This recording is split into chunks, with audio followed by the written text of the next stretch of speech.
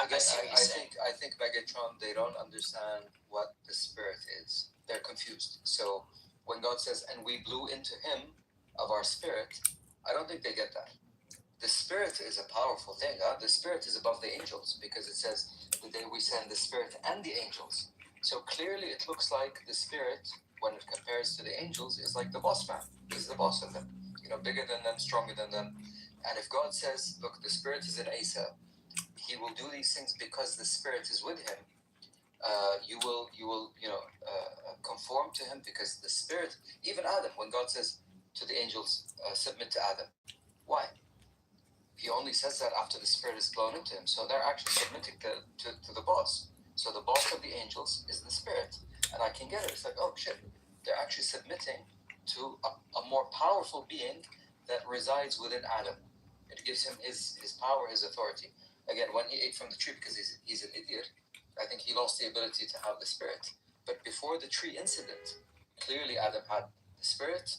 Clearly Jesus had the spirit. That's why God says the example of Jesus with God is like the example of Adam. It's very clear. They're the same. And if mankind has the spirit, then you have authority over beings, you have authority over the angels, you have authority over things, which we don't have because we don't have this. I don't think I have the spirit. I don't think you have the spirit. I think we have a soul and a body, and that's pretty much it. But the graven sin is to deny the spirit. But we don't deny the spirit. We're just saying you cannot absorb it because your DNA is polluted. Because of that goddamn tree, that whatever the tree did, I think it just impacted the DNA of Adam, and he could not absorb the spirit. He's like, okay, spirit had to leave, and he was on his own. That's why he became naked, and he became he became desolate, and he did what he did. The spirit could no longer reside in Adam because of the tree. The tree is actually your biggest problem. And again, the fact that God purified al-Masih. Al-Masih means the one who's been purified, the one who's been cleansed. So he cleansed him, and he said, okay, because now you're clean, you don't have the DNA problem, you can take the Holy Spirit. And that's why he did what he did. How retarded are you? You think we got a genetic problem, you idiot? We got a psychological intelligence problem. What the fuck are you talking about? Watch your mouth. There's women on stage, watch your mouth. Dude, I'm a Muslim, but thank you for asking the question. Does the Quran say that Adam and Eve lost? Sorry, I'm talking to you. So they lost their clothes after they ate from the tree? Yeah. So it says when they ate from the tree, something happened, and they had to cover themselves. So something changed within them, and then even though Adam repented, according to the Quran, God accepted his repentance. What does he say? Get out. You have to exit. You cannot stay in this garden. You cannot. So why would he say to him, exit the garden, if he forgave him? Because he can no longer physically be in that place. Just like a question though, because were they clothed prior to eating the fruit or after? Well, Thomas, the verse, the words that are used is so atihuma, right? Which you can also look at it as their vulnerabilities. So all of a sudden, their vulnerabilities were exposed. And just like us humans, what do we do when we feel shame? What do we do when we feel guilt? We go into hiding.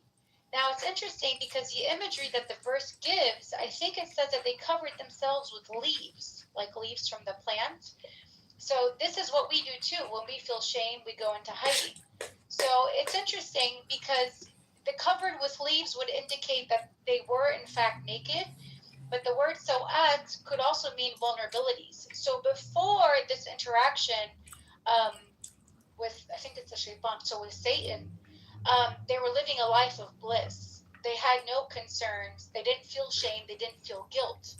And as soon as they made that mistake, because what did Satan do? Satan basically gave them bait. He said, God doesn't want you to approach the tree lest you become angels, or what was the other one? Like Immortal, but also not just immortal, but like having dominion. Or maybe that's what the angels are. Anyway, either one.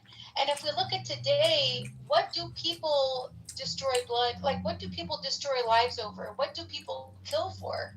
Dominion and rulership and longevity, right? Riches. Yeah. So Satan did that with Adam.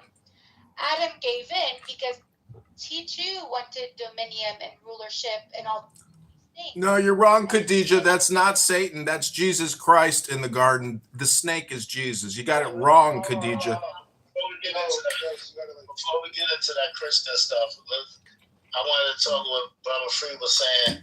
So that's why. Hang on, I was getting clarification for a second. But that's it. So I personally don't. I heard, of course we all grew up with the fact that they were naked, but the Arabic word is so atihuma, which can mean vulnerabilities, right, or negatives. So it could be that they finally felt what we all feel on Earth. We have all of these negative, dark emotions on Earth. We do. We strive to reach bliss. We strive to reach peace within our hearts, right?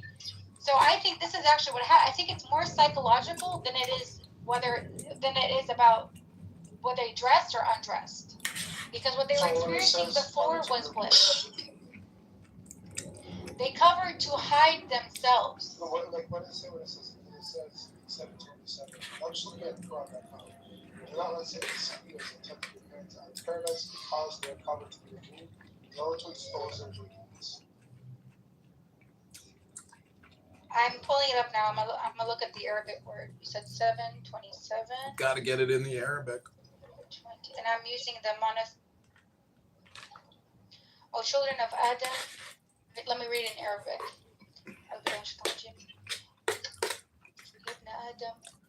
America is an English-speaking country and always will be speaking English. Always. Just kick him out of the way. I don't know who brought him here. Guys, that's a kind of, he's a foe. Okay, yurihuma sawatihuma.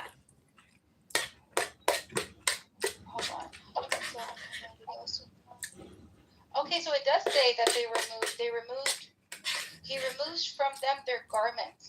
Oh, let's go back. Sorry. O children of Adam, do not let the devil afflict you as he evicted your parents from the paradise. He, as in the devil, removes from them their garments to show them their vulnerabilities. So it is translated vulnerabilities, which is the so'at. Yeah. He and his tribe perceive you from where you do not perceive them. We have made the devils as allies for those who do not believe. So what is the garment here then? Is it literal? Is it not literal? I don't know. What do you think? Garment, Literal or not literal? What fucking year is it? Are we even alive right now? Are we talking about fucking concepts? Is it literal? Hello? So one of them, it might be libas. Libas is kind of like an outer garment that you wear when you socialize. So in the verses that use the word libas, you can think of it as the Western idea of a mask, right? So I'm speaking to you in this way. This is my mask that you see me in. When I'm with my kids, I have a different mask, right? When I'm with my parents, I have a different mask, and vice versa. So in the Western view, we all have masks, and they even pose the question, do you even know who you are without a mask, right? But in the Quran, the libas show up as a mask too. And that's why it says, libas al-taqwa, what is it? Like the best clothes, libas, is the clothes of righteousness, right? So that whenever you put your mask on, make it righteous, make it good, make it ethical, make it, all these different things. So the libas could be a type of mask if we think of it. Parth is a clown, sounds like a fat liberal lesbian. And so when he removes from them their garments to show them their vulnerabilities, maybe he's removing their mask of bliss to show them their actual vulnerabilities that they got. So the Quran has another philosophy that whatever good is from God and whatever badness comes from yourself. And that everything that comes to you. Holy shit, these Muslim women have become preachers. Impressive.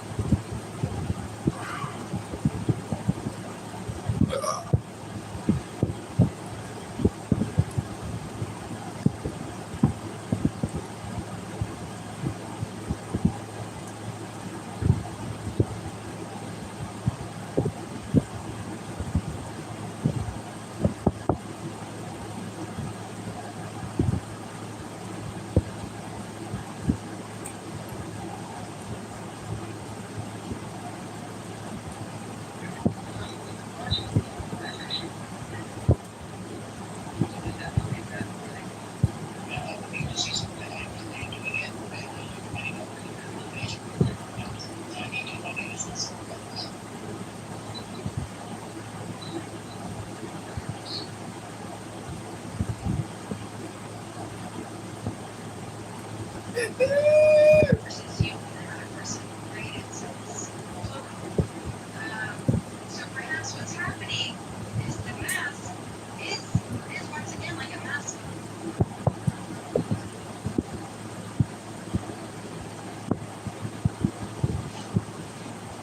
Does that make sense? Or are they going in circles? Like it is, it's still very much a mask, but the mask comes off and they see who they actually become because they have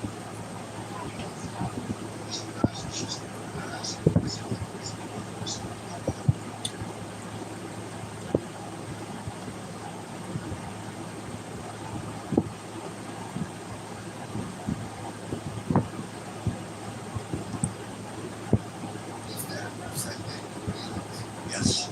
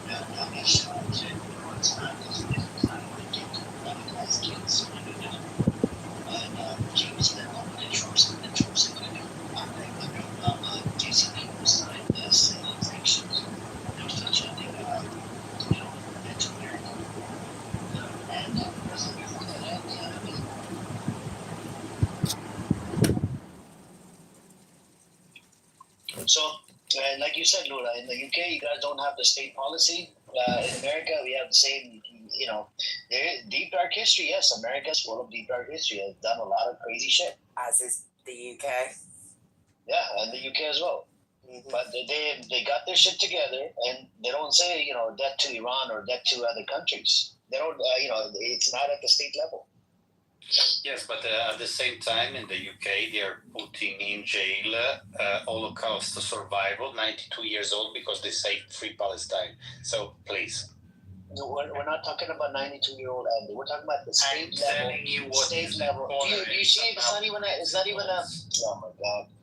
Do you understand the comparison? We're comparing them with the kids getting radicalized at school, and it's done with the bill of state. You cannot say the state has a law, and the state has a policy on this. It's not radicalizing. The state has a policy on the books, Andy. It's telling them who is the enemy, who are starving the population, not just in Iran. They're starving in Palestine, wherever they went. It's the population. It's the system. Okay, imperialistic system that thrown napalm. Okay, in Vietnam on the civil population. The 2 atomic bombs in Japan on civil population. May I go further, or it's enough? Andy, so radicalization, for example, is about teaching hatred towards a particular group of people or worldview. It's not a group of people, it's an institution. Let me finish. A child is, the idea of being against an institution is quite abstract, right? When people think about death, they think about people. They don't think about countries, generally speaking, without putting a child in the mix. If you say that to a child, they will associate that with the people until they're old enough to process the difference. I'm not saying, look, I understand why Iran have an issue with America, and I don't believe that it was a fair reason to attack Iran at all. I've been in this room pretty much every day, so I'm certainly not saying that. But if it is being taught to children, then you are giving them a hate. You are teaching them hatred, but not giving them the resources to understand what that truly means, because it's an abstract idea. Death to a country is abstract. It's not concrete like death. And children, haven't finished, right? And children don't have the capacity for that abstract thinking. I teach English, right? There are certain things that we wouldn't even touch on in terms of inference and analysis until children are old enough to get it. Matt, can they get him on the ballot, or will it have to be a? I can understand your point of view, but I do not agree, because the context, the language. No, it depends the context and the language where you grow. It's different. I have been, for example, I was working and living for a year in the slums in the slums outside of Mombasa in Kenya during a civil war. It's different, the perception, depending on at which level or degree of the Maslow pyramid you are, okay? But you learn progressively. And this debt to America is not just debt to America, because they are telling America as a system, and they are not just telling this and it's over. They are explaining why. They're explaining why they are the enemy, what they're doing, what they did in the history, and why they are against. And you think a 7-year-old would better understand that and process that? We'll learn it up to the age of 15. Yeah. Yeah, that's not my question, right? A 15-year-old would understand that, generally speaking, unless they have a cognitive issue that stops them being able to process. A 7-year-old would not. They wouldn't. I have been teaching for over 20 years. I know kids. I know their capacity. I'm not saying the message is wrong necessarily in terms of them being the enemy and everything else. We're talking about specifically children. And for once in this room, I actually have the receipts and the experience to comment, because one thing I do know is kids and learning and how people process and understand it. You're absolutely right, Lula. I'll give you that. But here's the thing that's not being said in this room. These kids are not just told death to America, just like that. Okay, they're actually being shown. You know what radicalizes them? They bring them receipts, as you said. They shown them pictures of their brethren being slaughtered in the most egregious way. Okay, that's what's fucking radical. Mama, that's not true. That's not true. That's not true. You don't. That's not true. I spoke to Danish earlier. No, you're giving. They do not tell these kids. Why are you saying that to America? What are you talking about? Oh my God. Oh, I don't know. Look, Muhammad, I hate when somebody spreads propaganda out of my room, man. So what I'm saying is propaganda, right? What you're saying, you said that the kids are taught. I literally went over this with Danish earlier. They're not taught.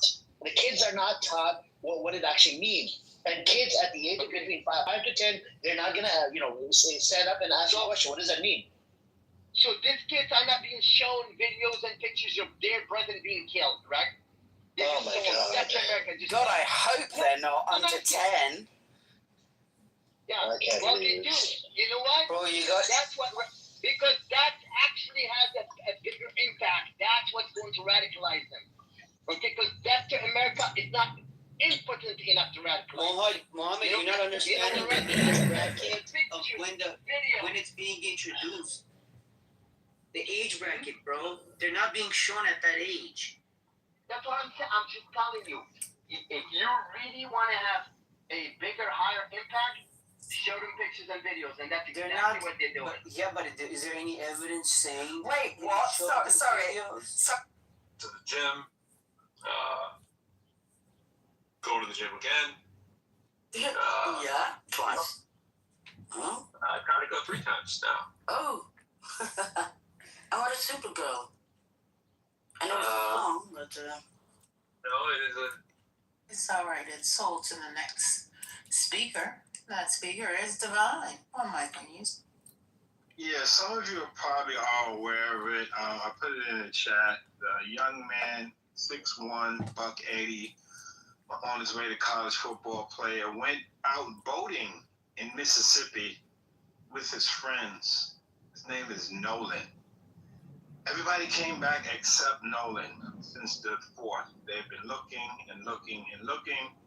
I've been following this report.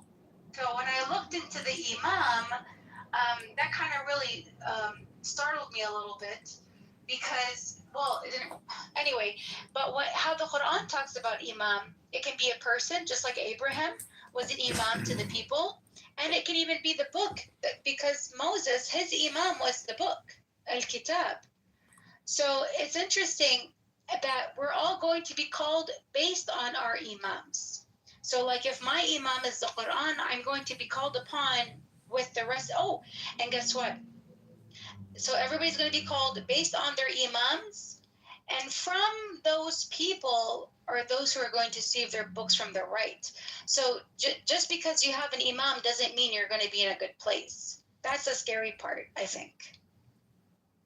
Yeah, that's actually a very good analysis because yes, it does say the imam is a person or a thing.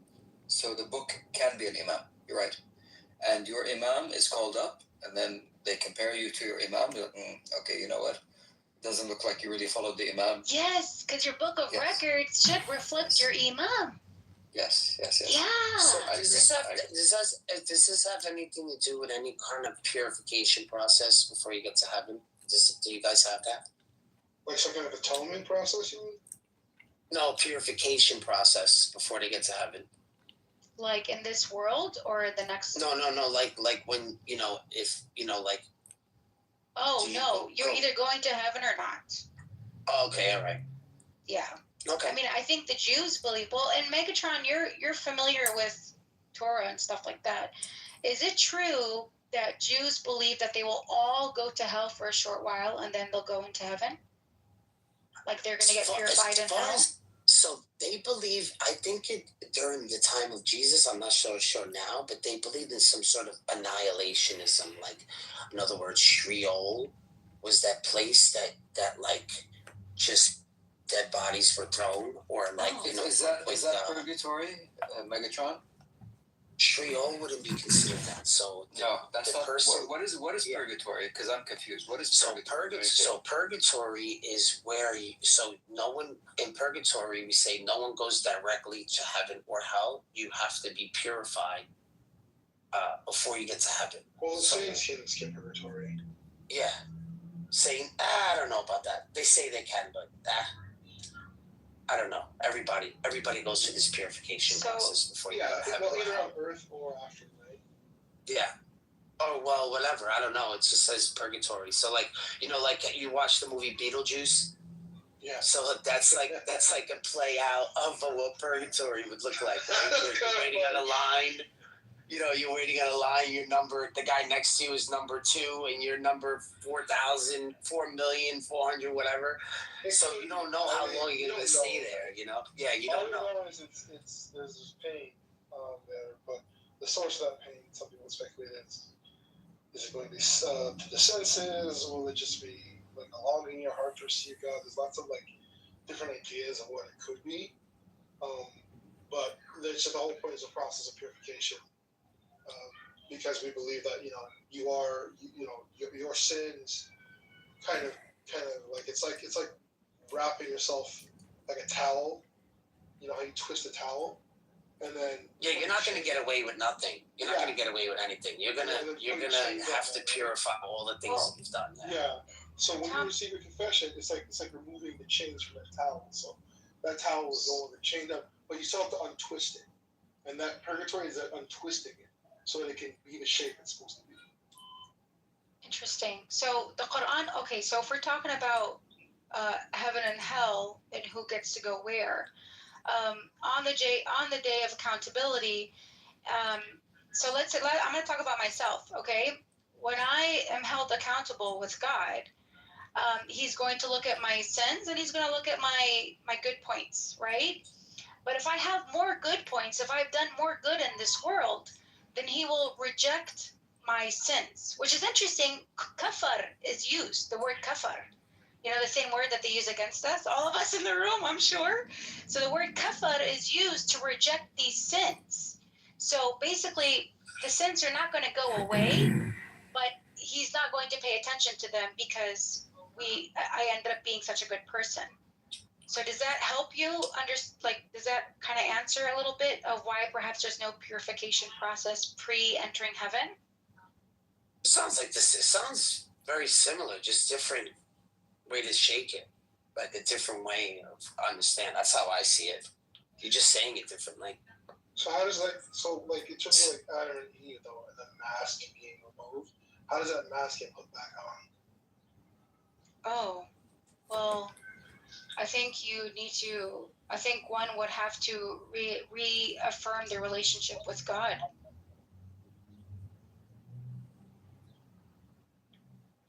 I would think it's impossible. You cannot. I mean, Jesus did it, but that's an anomaly. You can't do it. Yeah. Is that the impossible. loss of that mask a source of kind of sorrow, pain, sin? Yeah, Thomas, this could be the human experience. They finally have the They human figured it all experience out. in paradise. Oh my God! And that's It's why a they bring it back. revelation. Wouldn't you need that back on? Otherwise, you Well, just are out. Well, God says that when you're in heaven, you'll have no more sadness and no more hatred in your heart. I guess so. With that being, but that becomes our true state. Like I heard some people talking about heaven and what they're looking forward to, and a lot of the things that they were looking forward to were quite predatorial, like they seem like predators. Yeah, like it was really gross that this is what they were looking forward to. And I started to wonder, like, would God even accept those requests? Like, for example, let's say a pedophile is like, oh, I'd love to be with an 8-year-old girl.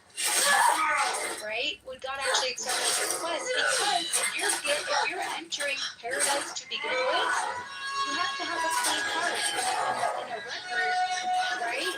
That doesn't say you were ever a pedophile. It makes things so literal.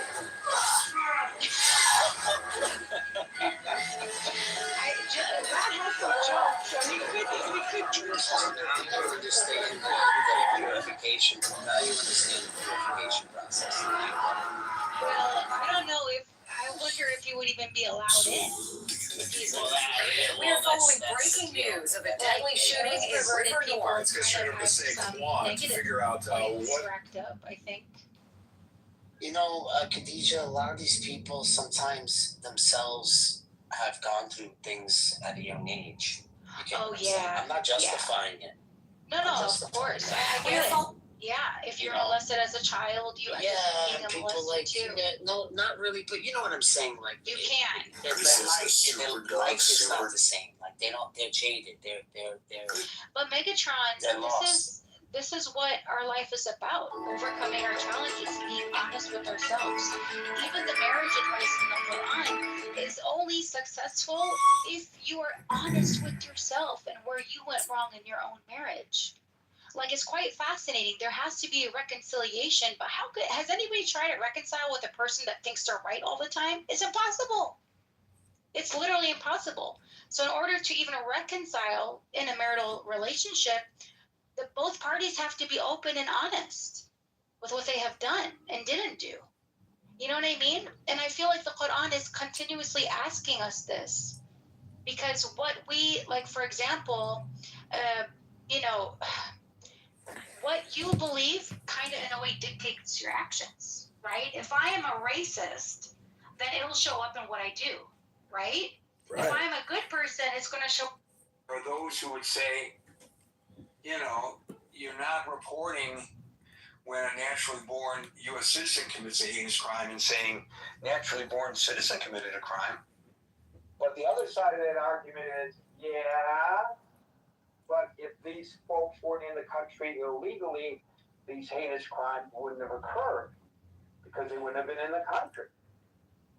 So I think there's something to be said for both points of view here. Over the weekend, I believe it was, a Pennsylvania police officer was fatally shot by a Haitian immigrant. And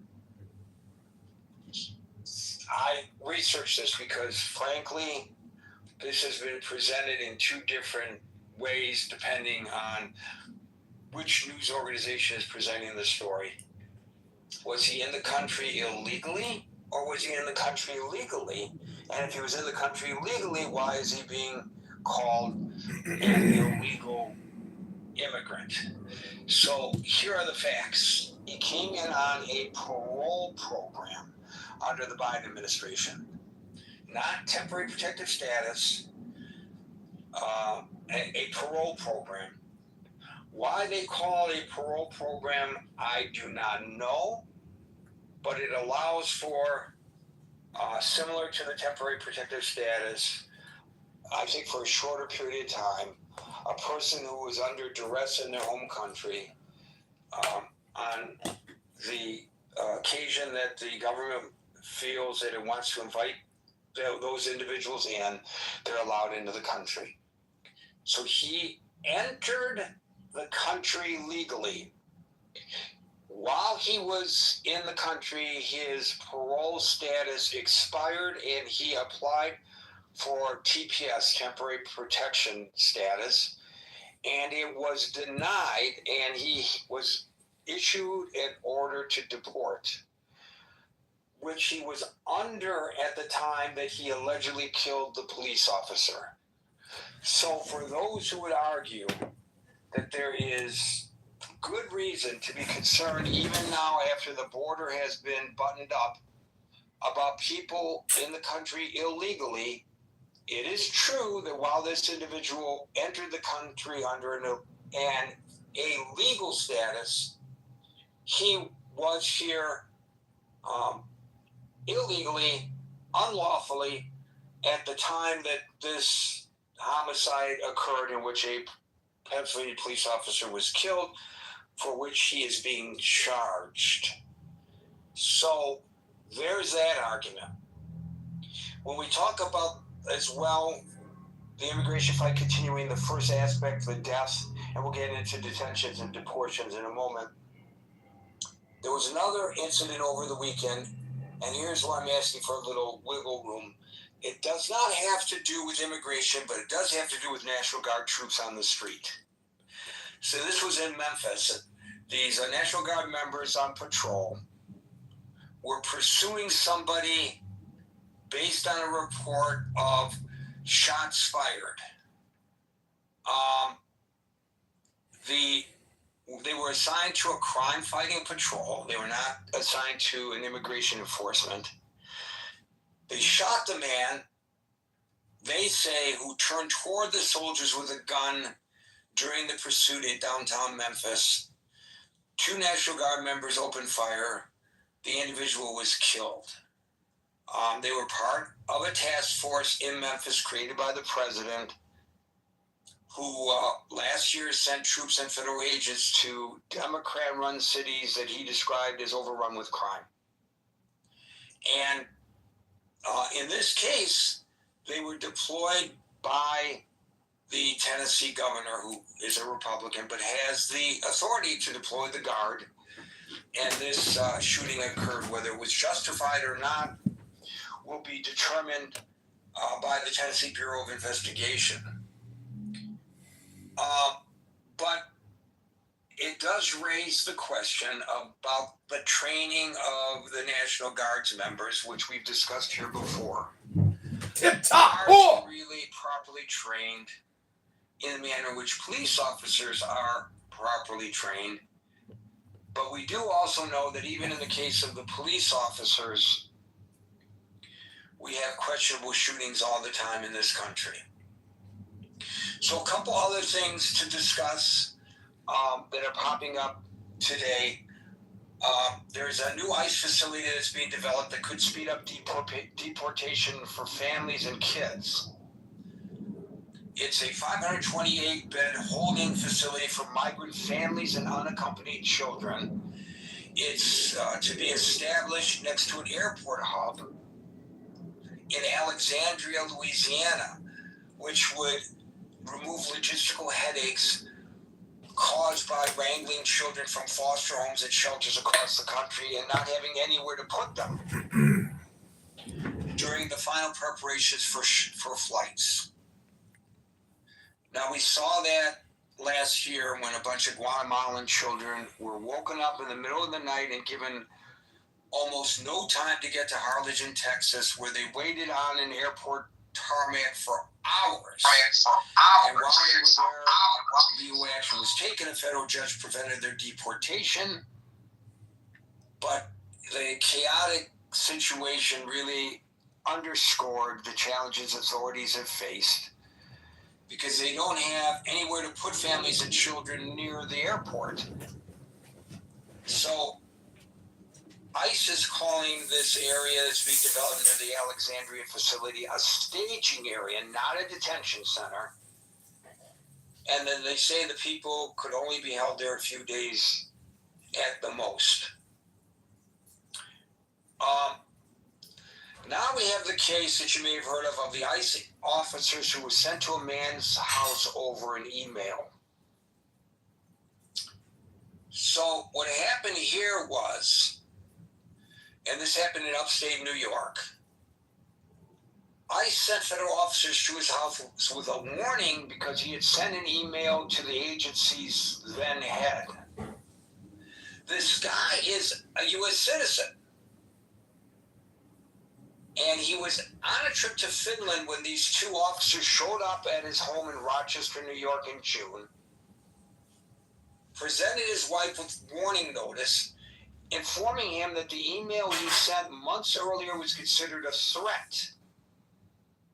The mail was sent to then ICE head Todd Lyons. He was the acting director of ICE.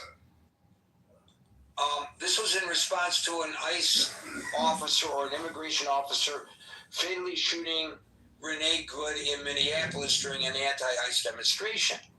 And in the email, Striever called Lyons, quote, a monstrous human being who, quote, will never know peace.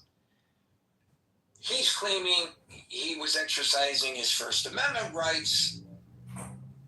The warning claims that he may have committed a threat against a federal agent, which is against the law, and he's being investigated thereof.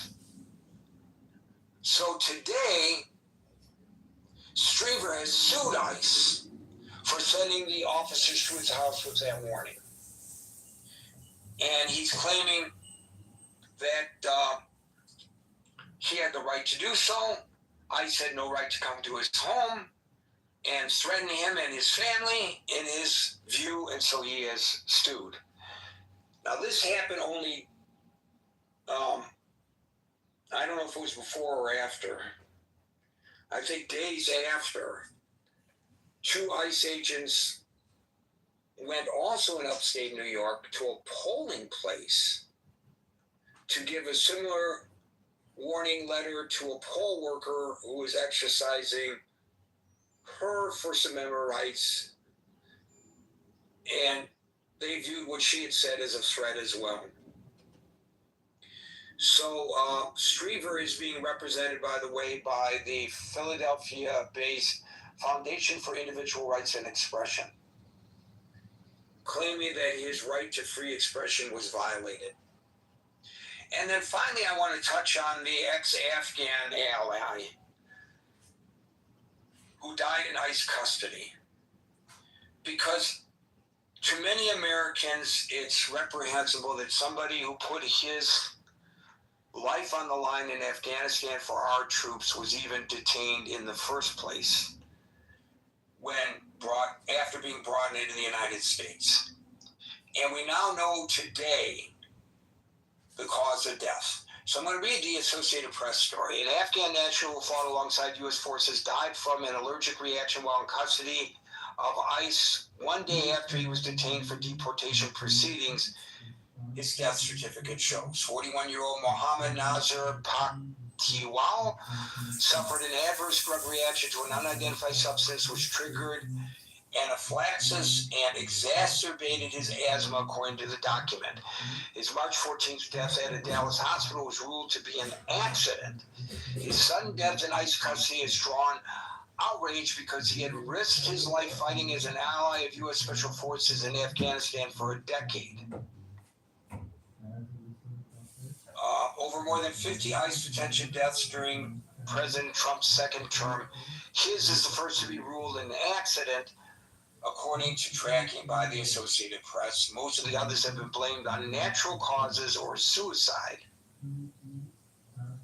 An advocacy group, Afghan Evac, and 2 members of Congress are today calling on Texas authorities to release his autopsy report, which they have sought to withhold by arguing its disclosure would interfere with a pending criminal investigation.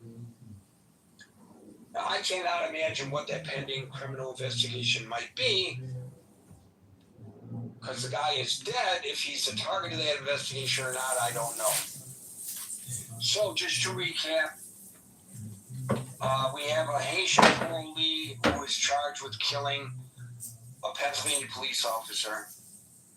We have the National Guard, are they properly trained, shooting someone who they were chasing, who they claim turned and pointed a gun at them. I don't think you really need a lot of training to make that decision. We have a new ICE facility being established near an airport to expedite the deportation of families and children who are in ICE custody. We have the U.S. citizen who sent an email to the then head of ICE in which his house was now visited by ICE agents with a warning note claiming that he was under investigation for threatening the life of that then acting director of ICE, who is now suing for those actions. And we have a guy who put his life on the line for our troops in Afghanistan, who died while in detention, ICE detention. So I think Brian is correct. This is a story that continues and has been largely overlooked and deserves our attention. So with that overview, I will now open it up to you to discuss the continuing concerns about illegal immigration and concerns about enforcement. Alan, are you with us on this one, or are you busy? No, I'm not busy, but I don't have much to say other than immigration situation has changed big time by giving them a different name, by giving them no attention or extreme attention. They got to the point of now they detention them, then deporting them and this and that. If they could have just to hold the way it was, keep the door closed, an individual like myself had to go through a screening, make sure approved to my country government. I won't be a burden on the American shoulder when I come into this country to study, and also the proper paperwork go through the right channel, and the acceptance from the college or the university. First step was things was okay, but through the years I was a witness to get the rules and regulation pushed under the blanket, and then it got to the point of now it's against the law to leave the door open. They're all having it bar around them houses. They have both locked to every door. But the country, the most important home for all of us, door has to be open and individual come in with no check-in. So the result is this. You think everybody comes in here, they want to come in here, have a good life? No, I don't believe that. Back to you. Well, you raised a very, very important question. And that is that as administrations change, this is our system of government, our approach to immigration changes as well. And so there is an absolute inconsistency in how we as a nation approach immigration. And Marshall has discussed this many times, that we would not have these contradictions in our government policies if Congress would pass legislation that would codify what is allowed and what is not allowed. Because I don't think really it's fair to the immigrant nor to the Native Americans when the rules of the road change on the whim of whoever happens to be president at the time. So I think you're right about that. I think that was your first comment that you made, Alan. And I think that's a very important comment. I will note that I did a slight amount of research into our approach to immigration in the United States as compared to several other nations.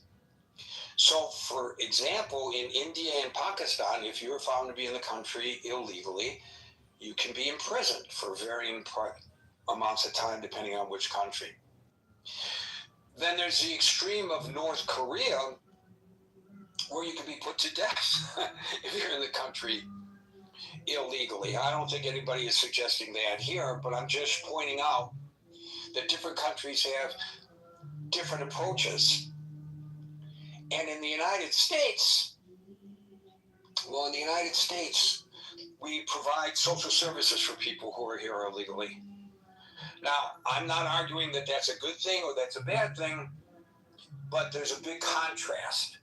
And I also think with the rules of the road changing, that there is an unfairness, and maybe, you know, when you come into the country, you have to recognize that there could be a change and be prepared for it when you change the rules.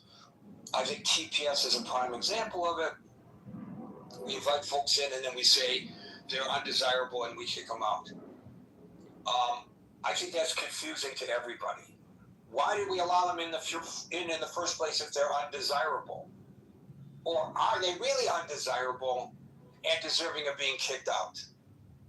And it's really an inconsistent policy. But to the core reason why I was motivated to choose this as a topic, Brian is right. We don't see the big demonstrations in Los Angeles right now because the government has changed its tactics there. We don't see the big demonstrations in Minneapolis, St. Paul right now because the government has changed its tactics there. But that doesn't mean that there isn't still a quota, and that doesn't mean that ICE agents aren't still very active in rounding up people who are illegal immigrants. And that doesn't mean that there aren't people who are not illegal immigrants who are being subjected to ICE detention or at least interrogation because they fit a profile. That is still happening. And because of all the other things that are going on right now in the world, and because the tactics have changed so markedly, it's not being widely covered in the news. But that doesn't mean it's not being covered in the news, because I just read to you from 4 or 5 different articles things that are occurring vis-a-vis immigration. So because there are no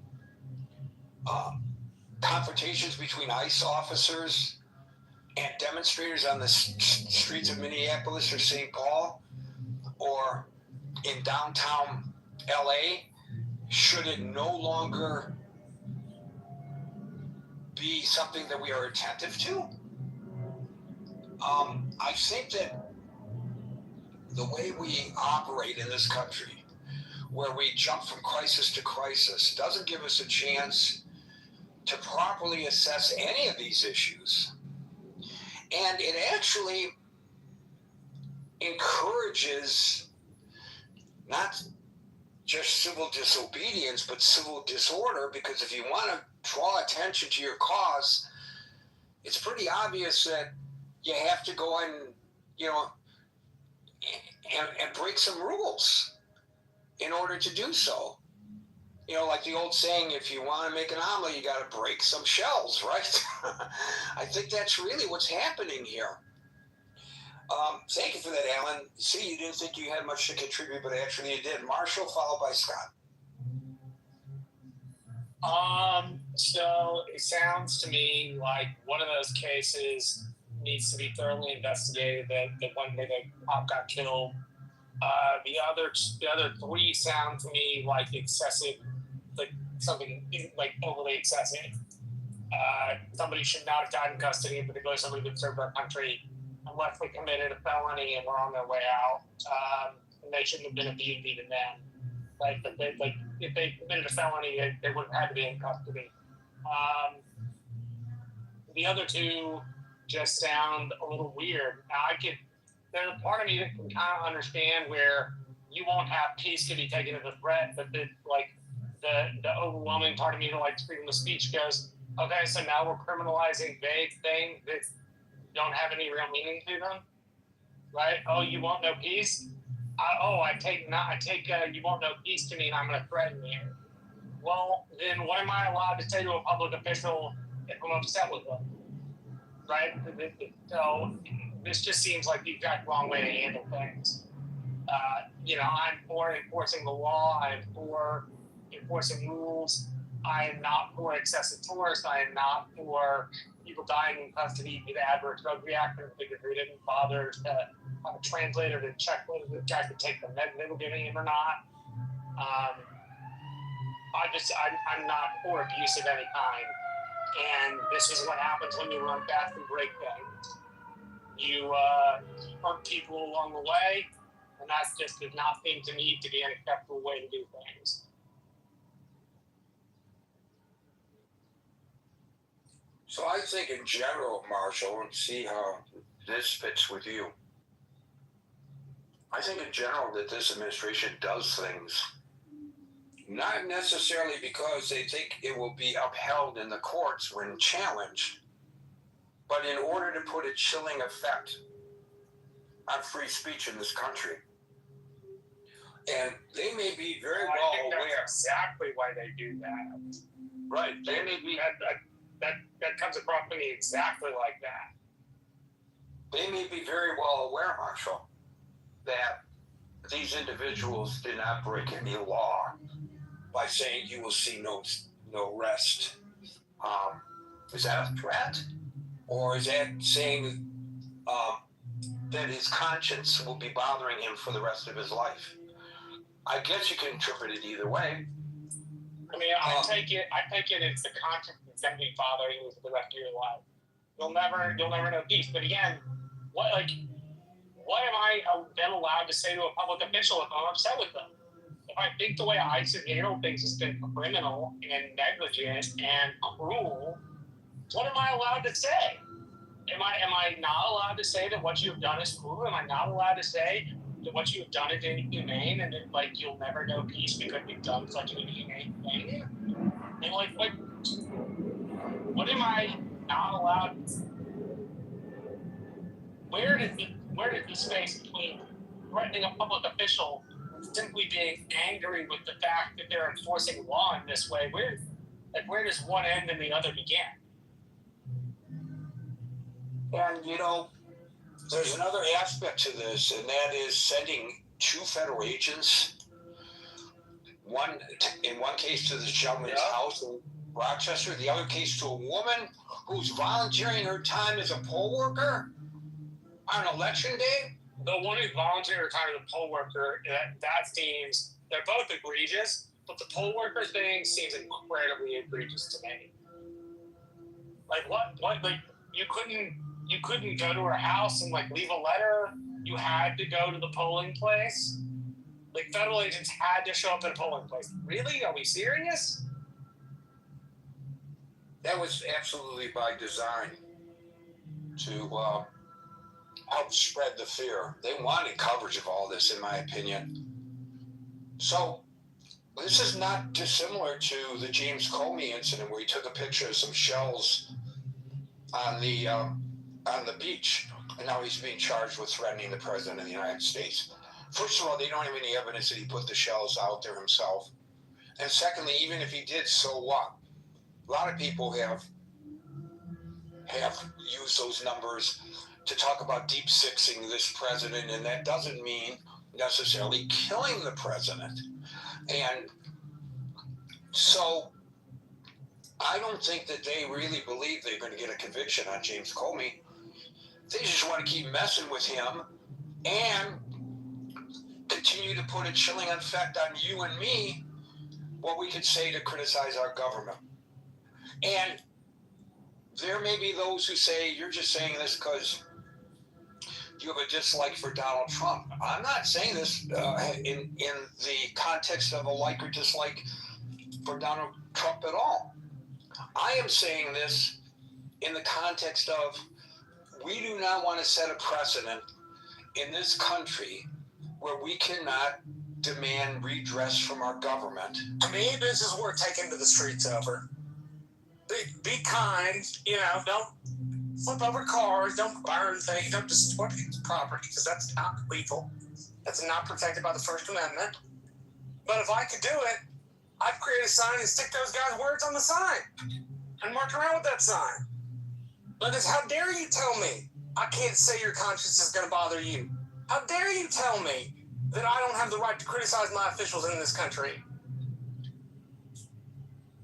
Right, and here's the thing, if you put it in the perspective, as I think some people might, that you only care because it's Donald Trump, but what happens when the next president is a liberal and conservatives want to criticize that person, and that president says, well, I'm going to send federal agents out to shut these people down. I care because it gives the president yet greater power and more ability to say things and get away with them and chill free speech. That's why I care. Not because it's Donald Trump, because of what will happen when the next person is in office and they can do the same thing he did. Exactly my point. Thank you, Marshall. If there are folks who disagree with Marshall and Gary, raise your hand. Scott, followed by Daryl. Hello, everybody. Nice to see you, everybody here. It's wonderful. How was the 4th of July in the birthplace of our nation? Scott, we want a first-hand report. It was amazing. It's always amazing. Every day in Philadelphia is amazing. It's why would this day be any different? What night is this? What makes it different than all others? No, it was good. It was good. It was hot. It was really, really hot, as it was in most of the Northeast. A lot of fireworks, but it was nice. It was a nice day. I didn't do much active, but it was I followed the events of the day. It was nice. So I don't have a whole lot to say other than I think I echo some stuff Marshall has said about the problems over the past few weeks about not passing laws and these things happening through the executive branch kind of willy-nilly and in pendulum swings. I also think something Marshall said about doing things too quick and rushed and hurried. I mean, I think that this is an example of this, right? This administration is handling this ham-handedly. In some ways, I mean, that's tragically, people are losing their lives and lives are being ruined. But I mean, I think on some level, there was a mandate to get the border under control, right? I think that's clearly, the top two exit poll issues were prices and the border economy, which I read as prices, and the border. And this is overreaching and excessive. Bill Maher asked J.D. Vance, why can't we ever just go to the middle? Why extreme to extreme? And so I mean, I think that this is an example of that kind of extremist management. But I want to say something in response to Gary. You were talking a little bit about just this sort of overcorrections and excesses and that sort of thing, and why can't we get to a more stable polity and have more stable prescriptions? I was reading Robert Reich this morning, and it's funny because he and Steve Bannon are saying the same thing about the Democratic Socialists, and this is relevant for him, so I think I'll explain why. He says, in 2025, over 250 DSA members held elected public office across 40 states, with 90% of them elected after 2019. Pundits eager to declare a new movement or sound the alarm about socialism are having a field day, but they're wrong. I don't mean to minimize the role of the DSA or the significance of democratic socialism, but the fact is voters who have supported these candidates haven't done so because they've been particularly attracted to the idea of democratic socialism.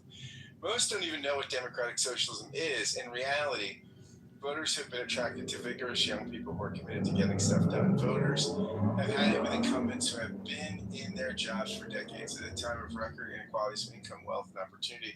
When billionaires are behind much of what our government is doing, voters want fighters who will get big corporate money out of our politics and go to the mat for average working people. And he goes on to describe how just the sort of impulse, what in the activism energy of these candidates draws people to them. The same thing could be said for Trump and his ready, fire, aim approach to immigration and a host of other things. But I think people are frustrated and they want action, and that frustration and action and feeling disenfranchised where the establishment is concerned leads to this kind of stuff that you were talking about, Gary, the pendulum swinging, right? People just will reach for any solution, right? And I think that this is sadly, I think we are going to experience much more of this before we experience less of it. I think the mood of the country will have to change, and we'll have to get out of this disruptive mood, or we'll get more extreme policies like the Trump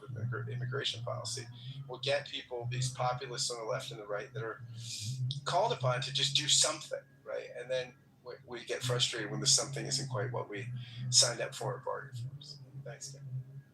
What about the aspect that I raised, Scott, and I appreciate those comments about how we jump from crisis to crisis, and we don't, as a society, take the opportunity to really analyze any one of these issues in its totality, and therefore we have such a knee-jerk reaction. I mean, isn't that the way social media works?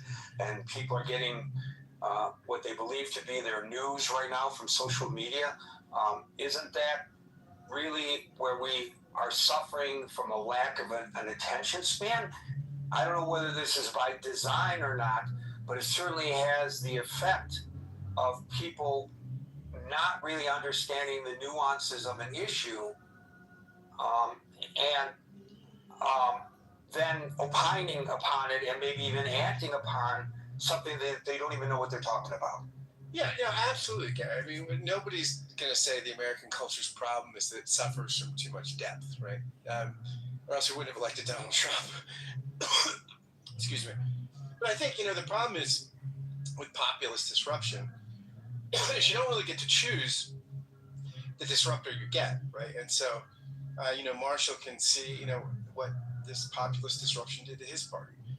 And you don't get to choose all the ill effects. The same thing with the Democratic Socialists. You don't get to choose. You want change. You want disruption. You want something to shake things up, but you don't always get to choose. And again, that impulse to change things, that impulse to disrupt, that's almost the antithetical impulse to what you're talking about, right? This sort of reflective, deep analysis, right? I don't know that we're going to see a candidate like that, or candidate. I don't think that the culture rewards candidates like that, right? The culture rewards the populists on either side of the spectrum that are saying, look, it's grievance politics. It's, here's the problem, and let me tell you who to blame for it, and let me give you a solution that, again, tends to blame and demonize or be overly reductionist and simplistic. And that's why we're living where we are with the immigration policies that we. Thank you, Scott. Over the weekend, I went out to watch the tall ships sail into New York Harbor. And afterwards, I learned that one of those ships was turned around by the Coast Guard and the NYPD. And the reason they were turned around is because they were, and they're an ecological group. And the reason they were turned around was because they were holding up banners, or they had displayed banners about clean water and so forth. And I see all this condemnation on the internet, and this is Donald Trump's America. Donald Trump won't allow for the free speech for things that he disagrees with. This is Donald Trump's doing. So there's a lot of stuff that the president owns. There's a lot of stuff that the president owns. But if you take a deeper dive into the story, which I don't think a lot of people did because, of course, folks aren't relying on the mainstream news media any longer because the mainstream media is so biased, so we have to rely on the real journalists. Those are anybody who has an iPhone. But if they actually took the time to look into this, they would have learned that each one of those entrants into this parade of ships, which was beautiful, wonderful, international, just outstanding to see. I can't say enough about how New York celebrated our 250th anniversary. You would have learned that they all agreed before setting sail to not display any signs of advocacy on their ships because they wanted to make this an apolitical event. So they had agreed to not do it in order to participate. They violated the agreement, which I guess, is a prerogative to do, but then they were turned around, as was the prerogative of the Coast Guard and the NYPD. It's not Donald Trump saying, oh my God, I just watched on television on Fox that this ship has something that is displaying that is egregious to me. I order the Coast Guard to intervene. That's not what happened. So when it comes to this issue of immigration, it too is a very, very complex issue. But we rely on the headlines and the slogans to make our argumentation as a society, and we don't take that deep dive into the issue. If you really look at the issue of immigration, it's far more complex than it is normally discussed. The information is out there and it is discussed, but not among the pop culture, right, Scott? Absolutely, Gary. I couldn't agree more. And therein lies the problem. We as Americans have become lazy. And why do I say that? Because all that information is available right there on the very internet from which we gain the headlines and the slogans. But you can take a deeper dive and see what the reality is of the situation. And we don't take that time. And then we complain about what we get. Well, shame on us for not informing ourselves. The dynamics of the marketplace right now is causing a contraction in news coverage. So if there's a dearth of news coverage, then isn't it incumbent upon you and me to look at these issues holistically and not based on the slogans of the internet? I mean, my God, I've been studying this, and they say if you really want attention, say it in under 60 seconds. Do it on camera, and also include the voice to text on your presentation because nobody's listening, they're just looking. And by the way, if you're a hot woman, your chances of people actually paying attention to what you have to say are much greater than if you are Scott or Gary. I guarantee you that. So, because it's a very visual thing. I don't know. I think we have a responsibility to ourselves, and if we don't take that responsibility, as Pogo said, I've met the enemy and he is us. We have to look into the mirror and say, did we not bring this upon ourselves? And I think that's exactly what we are doing. Ben, followed by Pluto. Well, Gary, you're not a hot, good-looking woman. I'm surprised. I was mistaken. Sorry, this is something that's new to me. But be that as it may, I think I'm still willing to listen to you, even though you're not hot, good-looking woman. I really appreciate you making an exception when it comes to the critical thinking. Yeah, exactly. But Gary, you know what? You're saying people are not thinking, they're not deep diving. Have you not forgotten the adage that ignorance is a bliss? Come on, we all want bliss, and to get to that state of being in the blissful mindset, the best way to do that is to ignore, is to have ignorance. So why would humans want to dive deeper into something like the critical thinking forum, what we talked about, right? So there's our explanation. And along those lines, I want to answer a question that posed by Marshall. You know, he was being very passionate about asking, hey, if I cannot say this to my elected officials or my those in power, what do you want me to say? What can I say to those officials if I cannot criticize them, or saying, express my my will, my opinion regarding what the officials are doing or something. Well, I have a good answer for you, Marshall. It's very easy. I have very simple script for you to follow. There is certainly something you can say. You can say, yes, sir. You're always right. I obey you. You're wonderful. But you're not out of things to say. You absolutely have things to say, especially to this administration. And if you do that, I'm sure you'll be fine, relatively speaking. Just don't say something negative. Say something But positive. Ben, I don't want to.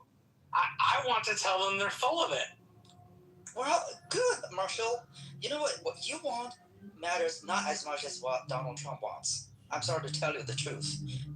That's just the reality. I respect you. I think I know you more about Donald Trump. I've spoken with you more than with Donald Trump, but this much I know. What you want, what you wish, unfortunately does not matter that much. It's what Trump wants. And the reason is not because you're not as smart, you're not as diligent or hardworking. The reason is because he has the power. He can order National Guard to stop you. Can you? Can you order National Guard from Texas to stop him? No. So just be done with it. Anyway, back to the immigration story, Gary.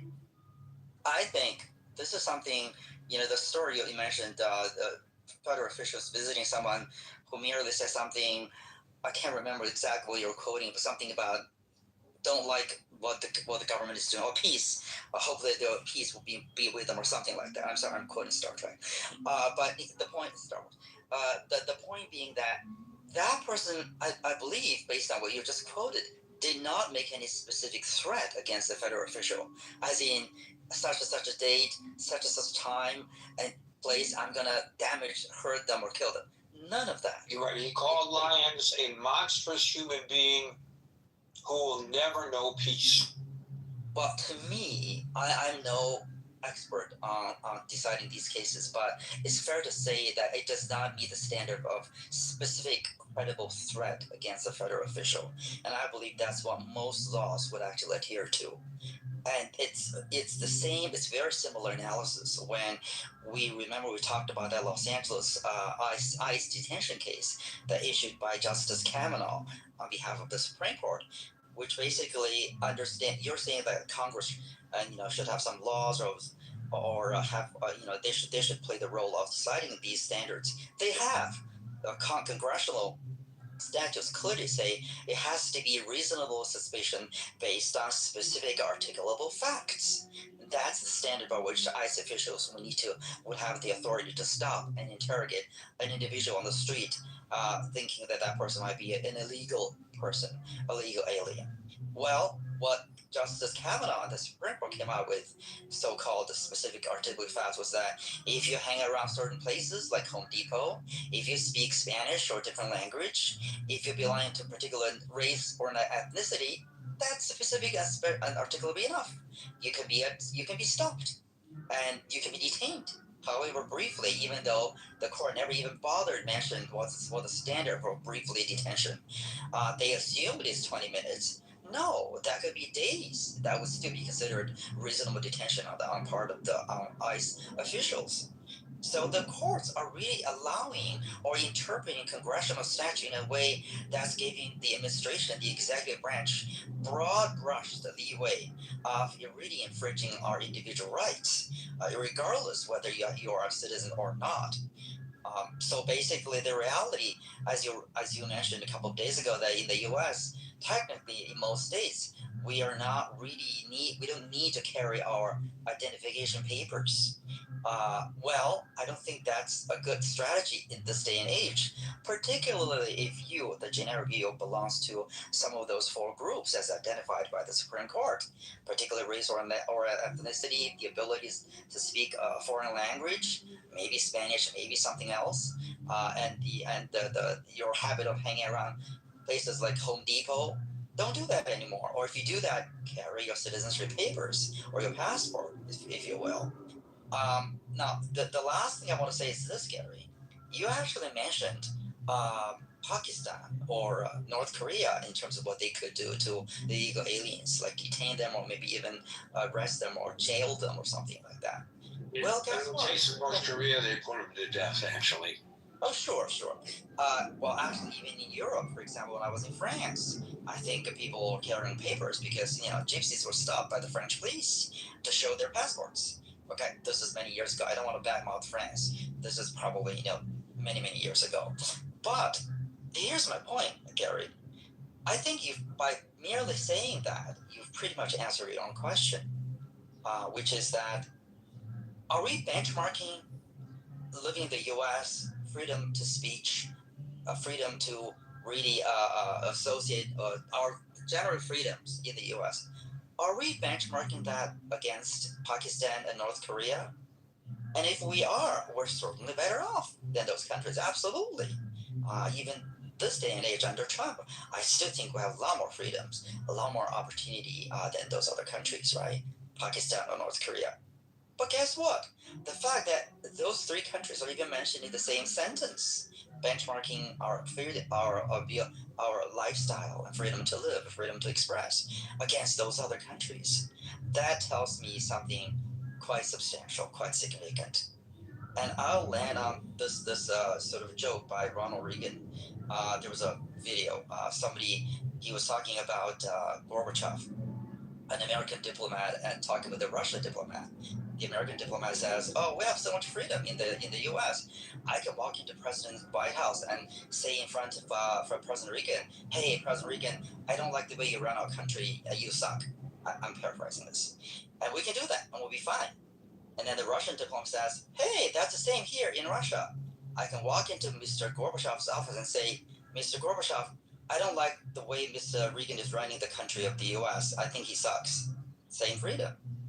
So I'll leave you with that. Hopefully this will bring a smile on your face at the July 4th, 250 years of independence. Thank you, Gary. So, Ben, you mentioned that I mentioned Pakistan and North Korea, but I also mentioned India. And India is a democracy, which presumably has some of the same freedoms that we enjoy here in the United States. So is that a fair benchmark? So the thing is this, Gary. This goes back to slightly a broader topic, but it's the same. To me, it's the same thing.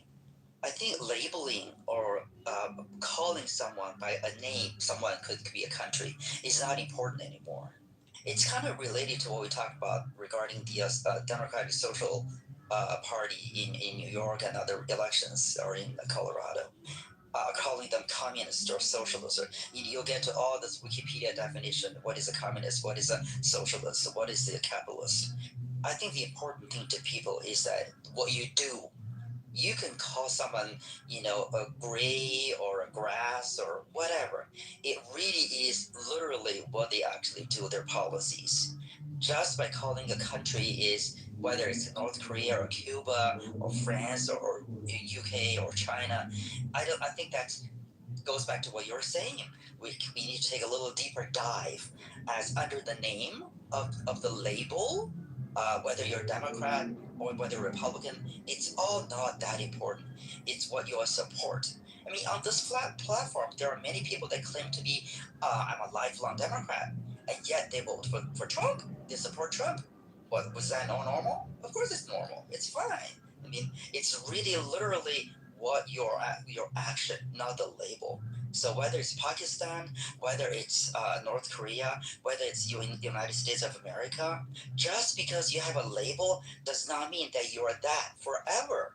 things could change. Okay.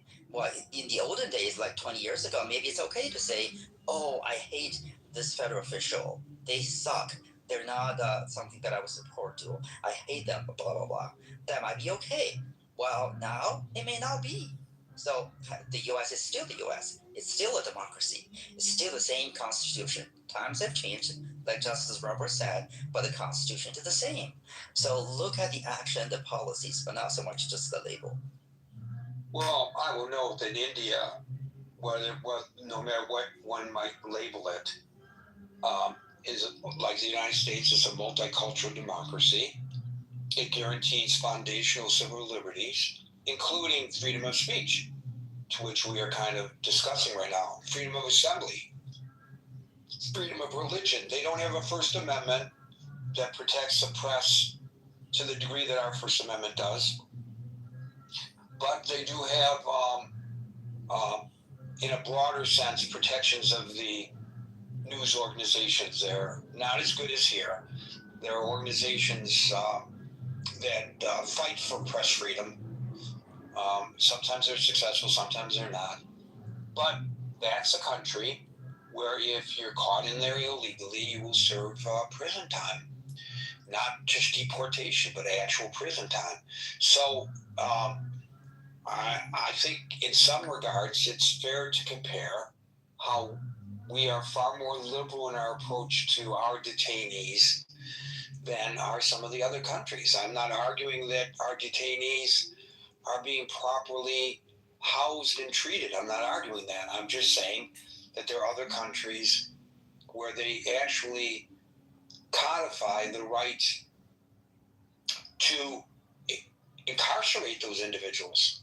And I think it's fair to bring that up, don't you? Yeah, can I just say one last thing? I think it's the comparison is whether it's horizontal or vertical. I'm not disagreeing with you to say that horizontally, compare the U.S. against many other countries, if not all other countries, it is very nice. It is a lot of freedoms. It's very decent. It's still very, even powerful to begin with. However, people do compare it vertically or longitudinally, if you will, meaning they compare themselves against 20 years ago, or 30 years ago, or 10 years ago. So yes, it's the fact that the U.S. still has better things or system than India or Pakistan or North Korea. Nobody would deny that, but that does not negate the fact that if we're looking at the U.S. in the previous olden time, you're old enough, Gary. You're not 20 years old. If at a certain point in time, if we had, it's like a standard of living. If youngsters are complaining, we cannot buy a house anymore, like our parents did, or the baby boomers did, it doesn't mean that they're saying the U.S. is worse than the other countries today, right? They're saying that, hey, I'm not better off than my parents because of A and B and C and D, right? So that is something the two. I mean, we're all adults. Two things can be true at the same time. So I think my point being, compare or sort of my dissatisfaction with this current administration is kind of going back to what Marshall was saying, that we're still very good, but hey, we probably remember maybe some years ago, it would be fine to say, oh, these policies of ICE are terrible. They're not peace living, blah, blah, blah. And you'll be fine. You will not have a FBI knocking on your doors, or whatever federal officials on your doors. Or when you come to this country and if your social media says something bad about J.D. Vance, like a bad picture or caricature, like a joke, like a cartoon, it's fine. The CBP customer officer will just laugh and say, hey, you're just ridiculing the vice president of the United States. Well, today, 2026, that might be a problem for you. You may not be admitted into the U.S. That's not a good thing, frankly. That does not make you proud. That does not make you feel more American exceptionalist. It's American exceptionalism. In the olden days, it may be, but nowadays, I think the vertical comparison versus the horizontal comparison is not that pretty. Your response suggests to me that you misunderstand the point that I was making. I wasn't arguing that our situation is better than it is in India or Pakistan, for example. I just said that it's different. And there might be people who would suggest that I'm not for sure suggesting that we put to death people who were in the country illegally, like they do in North Korea. But there are those who might say, oh, Gary's got a point there. They do a much better job of controlling immigration in India and Pakistan than we do here in the United States. So I don't know where you interpret my laying out the facts as an argument when I never gave it an argument. I just laid out the facts. Maybe in my mind, and I'm not saying it is, I feel like instead of detaining and deporting, maybe we should incarcerate them for a number of years. How do you know that that's not my position? You don't, because I haven't said one way or the other. I'm just pointing out that in other countries they handle it completely different. We're very liberal in our treatment of illegal immigrants. I'm not saying that's good and I'm not saying that's bad, but I'm pointing it out as a fact. We house people. We provide social services for people. We provide education for people. We provide medical care for people. If I'm in the country illegally and I go to the hospital, they don't check my bona fides. They treat me. In other countries, they might put me in prison. You might say, wow, that's great that we have these freedoms in the United States, or that the immigrants have these freedoms in the United States that elude them in other countries. But you could take those same facts and look at it from a different perspective and say, why are we doing this? Why are my tax dollars paying for the education of illegal immigrants? And that's a discussion valuable of us having. But I'm just saying, you presume a point of view when I present some facts, when I never presented a point of view one way or the other. Well, I think it's my assumption, actually. I'm making this assumption that when we have been a generous country, not the generous country as in open borders. I absolutely disagree with that. There's no argument. But when we are having more opportunity to express our thoughts, our dissatisfactions against our government officials without being afraid of any political consequences, I think that's a better country than what it is now. Again, as I was comparing laterally, with other country, I'm recognizing that even now, under the so-called more restricted environment, we're still better than North Korea or Pakistan. But I'm making a point that we could be better. Doesn't Donald Trump wants to make America great again? Well, I just want to make America better again. Maybe not great, but better again, better than what we are experiencing in terms of limited freedom, in terms of our policies that are not conducive to cultivate family values, of the rights that are being guaranteed in the Constitution, in my personal opinion. Of course, not according to the Supreme Court. So that's my point. I think your assumption is fair. I mean, I recognize that there are other people that even wanted to be perhaps just like those other countries. Okay? Maybe not to the extreme of jailing people for being illegal alien, but just to kick them out. Don't care too much about whatever their rights are, if you will. Sure. And perhaps there's a significant number of those individuals that are voting, getting these officials into public office. But we're a critical thinking forum. I'm laying out I'm also describing sort of a fact, what's been happened, the evolution, the changes of the U.S. My personal opinion on American exceptionalism is that the U.S. has been strong beyond just having more missiles or nuclear bombs or the dollar strength. There's certain moral, certain sort of a lifestyle ideals that I would adhere to. We can certainly give up those ideals for sure, no problem, just like those other countries. But having said that, remember, then we would be at a lesser position of criticizing other countries, of standing on the top of the soapbox, lecturing these other countries, because literally we're even comparing ourselves to North Korea and Pakistan.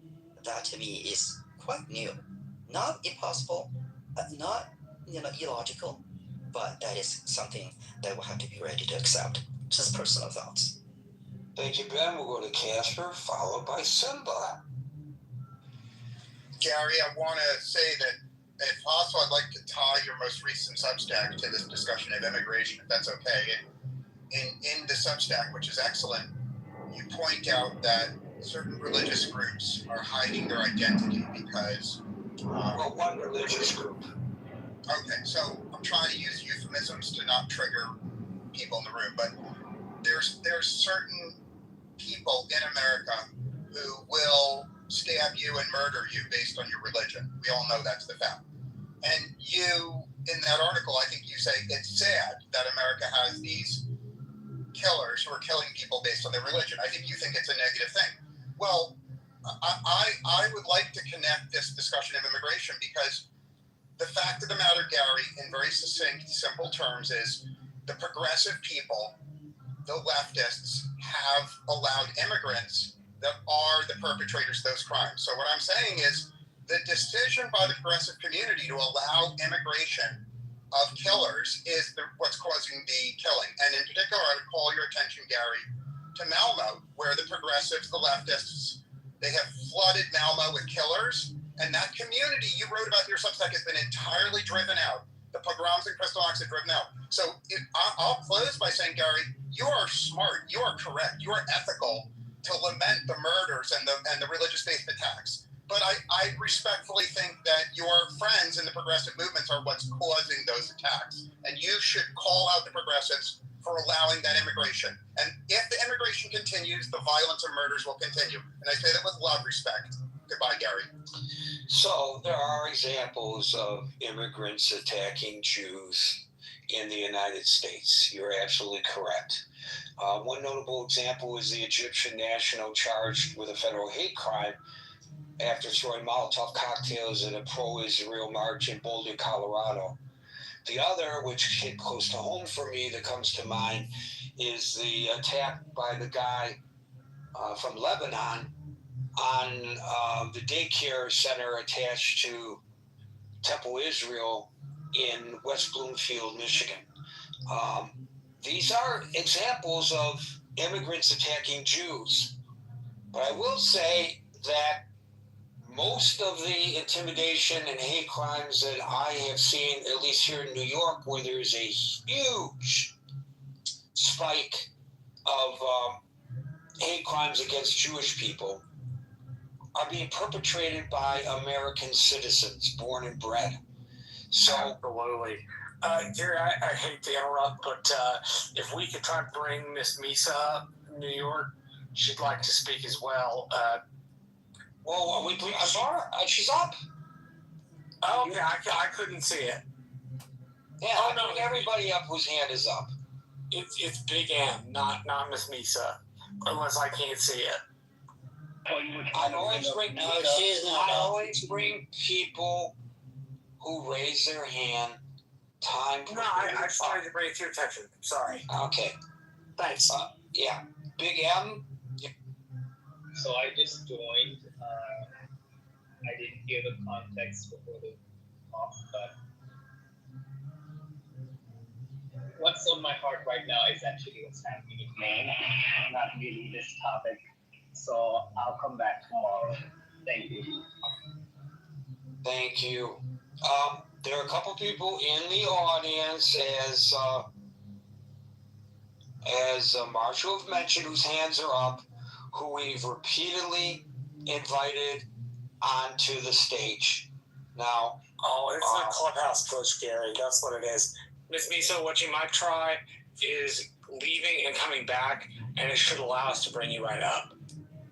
It's like Clubhouse has this weird glitch, Gary, where there is a lot of the time people will come in and they'll raise their hand, and none of us can invite them up until they leave and come back. It's a piece of computer code that I don't particularly understand. Well, apparently Clubhouse doesn't understand it either because they have not obviated the problem. And it looks like the various individuals whose hands are up are not making it up to the stage. So for that, we send our regrets and apologies, but this gives us an opportunity to wrap it up early today. Folks, we're here Monday through Friday, at 5 o'clock New York time, so until 5 p.m. New York time tomorrow. For the next edition of the Critical Thinking Forum, everybody be safe, be well, and peace out.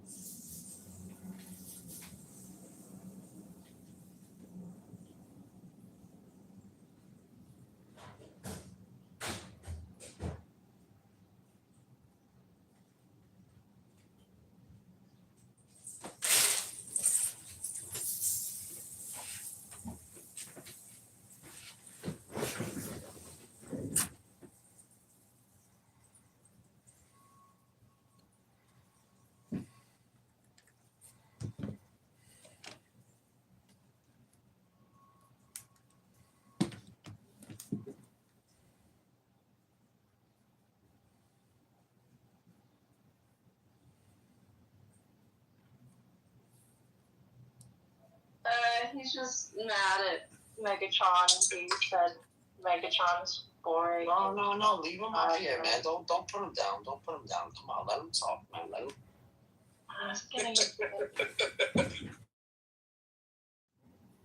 CJ, come back up. I'll talk to you. The mic is just bad, bro. He knows it's bad. CJ, he just said it. Mike is so bad. Dude, I'm sorry, CJ. Your mic sucks, bro. It's hurting my ears. You actually have a child in the house. Holy shit, bro. You got a kid. You have a baby. Holy shit. Go take care of that baby. You lazy, disgusting. What are we doing right now, bro? You know how boring this is. You know how boring. Kids, go let you kids learn new language. You're a shitty mother. That's what you are. Holy shit, bro. Imagine spending time in Clubhouse speaking to strangers while your kid is actually playing with toys. Go play with your kid, you disgusting mother, bro. Holy shit. That's horrible, bro. That's You know how boring this guy is. So can I say something? Bullshit, Kevin. You don't know who I am. I'm just not even trying to. I know something about you. There is something I know about you. Can I speak? Not really. I'm just gonna talk shit this game until she kicks me out. I do know. I'm not gonna kick you out. Your kid was never gonna be smart because you didn't take care of him. You're actually speaking to strangers. You're a horrible mother. Horrible mother. Okay. Can I talk, please, sir? Am I allowed to talk? You're not allowed until I finish. I will let you know when I finish. Is that okay with you? Just let me know when you're done. Yeah, sure, 100%. Yeah, if you have kids, that's a fucking big investment. You just don't go and speak to strangers. Teach your kid a new language, math, whatever. Stop speaking to strangers. I bet you're bored if you're kid. You're not having fun being a mother. You're a horrible mother. Now you can speak, God bless you. After I leave, yeah. Speak, motherfucker. You know how boring he is? He couldn't even find, he couldn't even think of something interesting to put in his profile. He just left this oh shit, he left, he didn't get to hear me say that. I was gonna make fun of him for, which is kind of corny, but kind of a troll, but I was gonna make fun of him for having a blank profile. Wait, did he leave or did you guys kick him? I didn't kick him. He left. Yeah, he's just giving me a headache.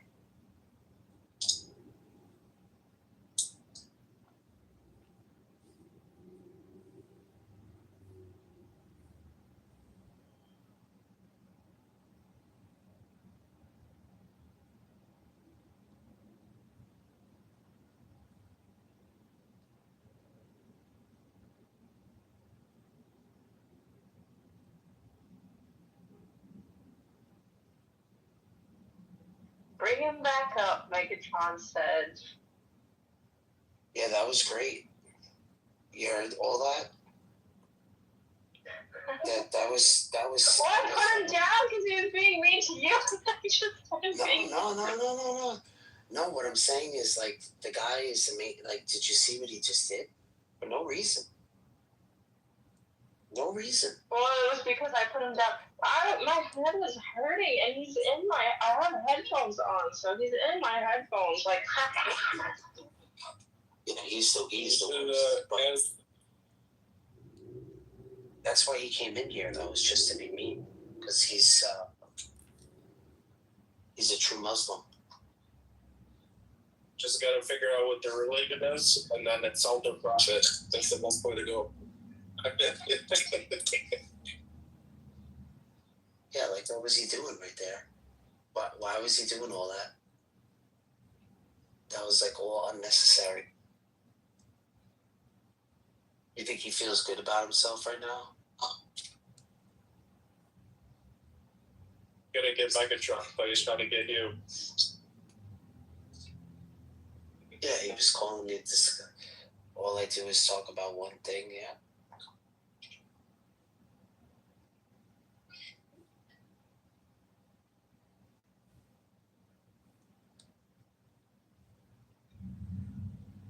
These guys hate me. Oh my god. It's fucking great.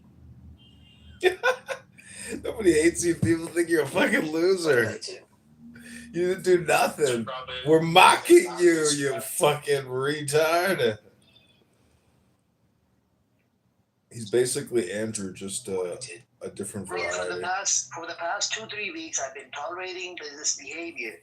Wants to be off the mic, wants to ad-lib every 2 seconds. Every 2 seconds. Yesterday, she goes, put me in 3-strike law, and then I kept on saying, yesterday I was like, please, lower the volume. Please mute up. Lower the volume. She would not do that. And it pissed.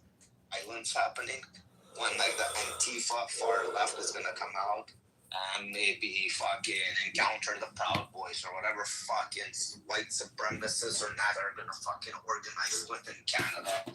That, again, it's gonna be a minority, but they're gonna be clashing to such a point that whatever city this is happening, they're gonna start implementing martial law. They're gonna bring in what's it called? What's an army for the state? National Guard. National Guards. The average civilian is gonna fucking feel the effects of it with martial law and everything. And I feel that's all gonna be more of a ripple effect. It's gonna just bring more hate, more divide. And I think it's just, this is the beginning of it. That's how I see it. It'll be put down quickly. Historically, in America, right, there is always this fear. Historically, not now, right from the Revolutionary War to the Civil War, after Civil War to Depression and everything, there is this fear of civil breakdown. But that also, on the flip side, always acted as a pressure war, right? Every time, during the Depression, whenever this fear of civil war and civil breakdown, second civil war coming in, that helped push the New Deal reforms, which never would have happened if not for that fear. Likewise, in 1960s, if not for all the urban, civil unrest, threat of violence, if not for that, there would never have been the civil rights legislation, because at that point of time, the 1960s, the assumption was, if you're not going to do it, it will be another civil war. It was that fear which made some civil rights legislations possible. So historically, America has this fear, if things are getting worse, if you do not compromise, it's going to lead to civil war, it's going to lead to much more worse. So that fear, Much more worse is coming our way. Possible. That happened throughout American history. That doesn't mean that it's going to get into reality. That fear will become real, and there will be civil war. But that fear is actually, at some level, is good. Because the New Deal was not driven by a fear of civil war. It was driven by economics and the Great Depression. It was, correct, but then there was no fear of civil war then, and I don't think there was a fear of civil war for LBJ and the Great Society Project. All of those laws, the Civil Rights Movement. There were injustices that needed to be reformed, but I don't think there was I don't remember any historian with the thesis that there's been an ongoing fear of civil war. There was an actual civil war, but except for that area, I don't think there's been an ongoing fear of civil war. I think that's overstating it. Yeah, I may be hyperbolic, but then the point... Yeah, very hyperbolic. Yeah, but the point is that helped actually to be compromised, right? If it not for the threat, if not for the urban violence, if not for that urban violence again becoming hyperbolic, what we are talking now, we are talking about hyperbolic only. This civil war is going to happen, America's become disunited, that is hyperbolic. So the same kind of hyperbolism was there in the 1960s, and that actually helped, to grab some compromises there. But it was very peaceful. It was peaceful demonstrations. It wasn't. It was what we are having now. Are we going to say that we're going to have a civil war on the streets? No. There was some level of violence which was there in the 1960s too. Very much so. Very much so. Yeah, exactly. Not broad scale though. Not like a civil war kind of thing. That's extreme. But people went to the streets, and there was. Yeah, they went to the street, but it wasn't. And there was by and large. Yeah, but by and large, it was a peaceful protest. No, it is similar to what we are doing now. In 1960s Vietnam, there were American right wing burning American flags in the South. There were American left wing burning American flags in the Northeast and in the universities. And then people thought this would be this is going extreme. And so the same kind of, talk I'm hearing now was there too. It is hyperbolic now. It was hyperbolic at that point of time. But then that hyperbolic talk actually helped some compromises to achieve at the point of time. So there's no way we're going to have a civil war in the US because of the institutional structures this country has. Not just that, but respectfully, and I agree with everything you're saying, sir. Most people don't give a shit. They really don't. They don't care about civil rights. They don't care about voters' rights, women's rights. None. They don't. They care about their daily life. That's how Americans are. Yeah, we'll voice our opinion. We'll scream with those temper tantrums. But when it comes to action, Americans are lazy. That's exactly right, JB. That's what I wanted to say also. The laziness is the big problem.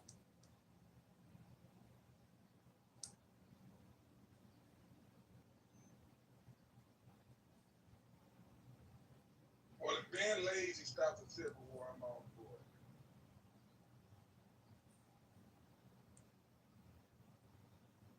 Sorry, Akeem, I didn't hear what you said. Say it again. I said if being lazy stops a civil war. Hey, 45th Ward. If it does. If it does. You know, sometimes when the rest of us get lazy, it's the real tough people who are making a change, and we're not behind that. We got to be careful who steps in for us. Hello? These people have forgotten how to read a fucking book. Lazy Americans. You know what's lazy? Coming on a social audio chat app and running your fucking mouth talking about everything. Everything under the sun. There will be no civil war. How long will we have this conversation? They may even hold up a sign. But when it comes to call action, man, Americans are going home, having their Coors Light, putting their feet up and watching Fox or CNN. Yeah, but look how people are outspoken about what America should do and what they shouldn't. Should America create?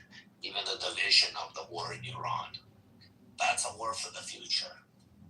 And people aren't understanding. Every day you let Iran get stronger, America will have to invade. If it's not you today invading, it's going to be your children tomorrow invading. Oh, really? Our children are going to go invade Iran? So you're going to deal with the threat to your children. So Iran's going to conquer America? It's not. Iran is going to be a threat to America. It could be either homegrown terrorism. It could be just terrorism in general. It could be terrorizing your proxies. It could be terrorizing your other NATO partners. That's going to involve you to get into war. So the question, are you going to get involved today, or are you going to leave it to your Good children? Lord, that chick was so fat. Because you know Iran is a threat to America, and Americans don't believe that's a threat. They've been indoctrinated and brainwashed that anti-American values are good values now, and everything that is American is bad. Americans are burning their own fucking flag. I'm sorry to say, Hakima, that is pretty fucked up. That hasn't happened. I don't know when. I've never seen that person burn their own flag. We are everywhere. Burning American flag is a very American tradition. Very American. Burning an American flag is an American tradition. Yes, it is. Yeah. That's what makes America freedom. No, I don't remember when was the last time American flag was getting burned, to be honest. Last night. Every day, all the time, nonstop, everywhere, all around the world. Listen, I'm 37 years old, right? I remember 37 years, or when was it, like about a year or two ago, they were burning the American flag. Americans on American soil during protests. Please refresh my mind during a protest when people are just burning the American flag. You can Google it. You guys, it's everywhere. I mean, American flag's been burned for decades, not long. 60s is a very prominent. I can vouch for the 60s. I mean, I can vouch in the sense, like, you know, from a history perspective, you have both the left and right who are burning it for different reasons. Correct. Was burning it because against the civil rights, and the left was Correct. I will tell you what is correct and what is wrong. Oh my God. Metasol. Thank you, Mancha. That was great. That's very interesting. Again, 60s, I know there were like the years of the protests. Like when I said the left were protesting a lot, and there was peaceful protests. The left peaceful protesters compared to the right. And I'll give that to Hakima, but lately it's been becoming a little opposite. In my, like what I've been viewing, I'm seeing the left being more violent lately in the past decade, the past 10 years with their protests.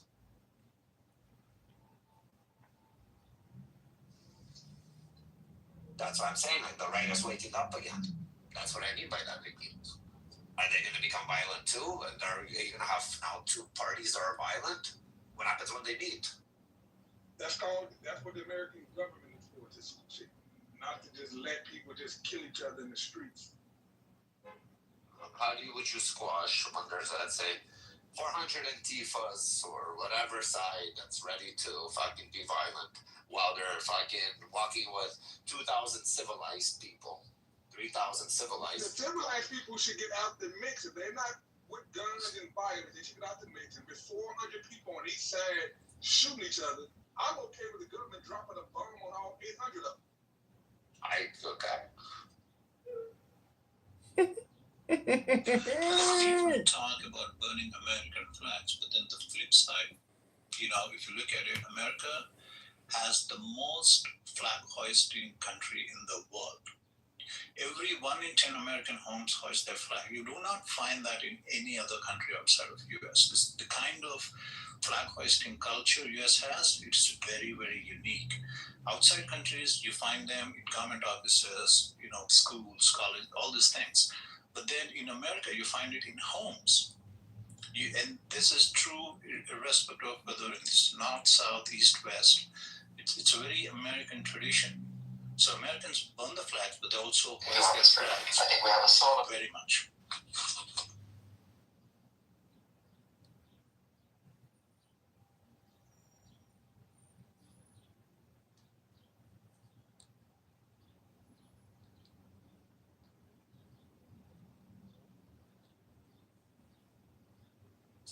It's pretty fucked up.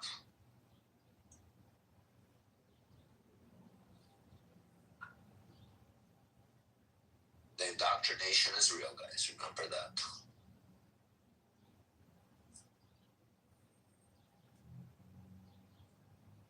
So you guys all sound pretty confident. I don't know.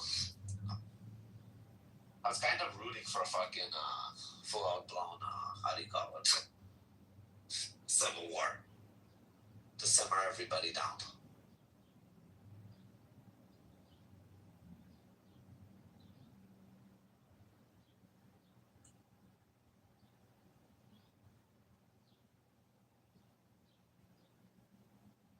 So the interesting point is which other countries have. I mean, there are many countries you can list it out which can go through civil war.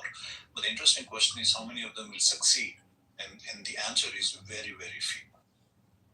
I mean, this is not essentially wherein civil wars will succeed. What's the likely option is you'll have color revolutions like you're having in different countries, wherein one country may for good or worse they get influenced by other country, and then you have the youth of the country or someone protesting, trying to do internal regime change.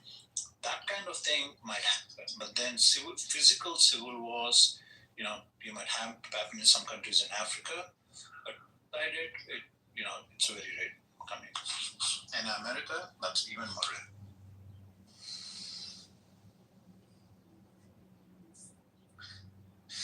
Again, as Jakob said, I believe America will never get invaded.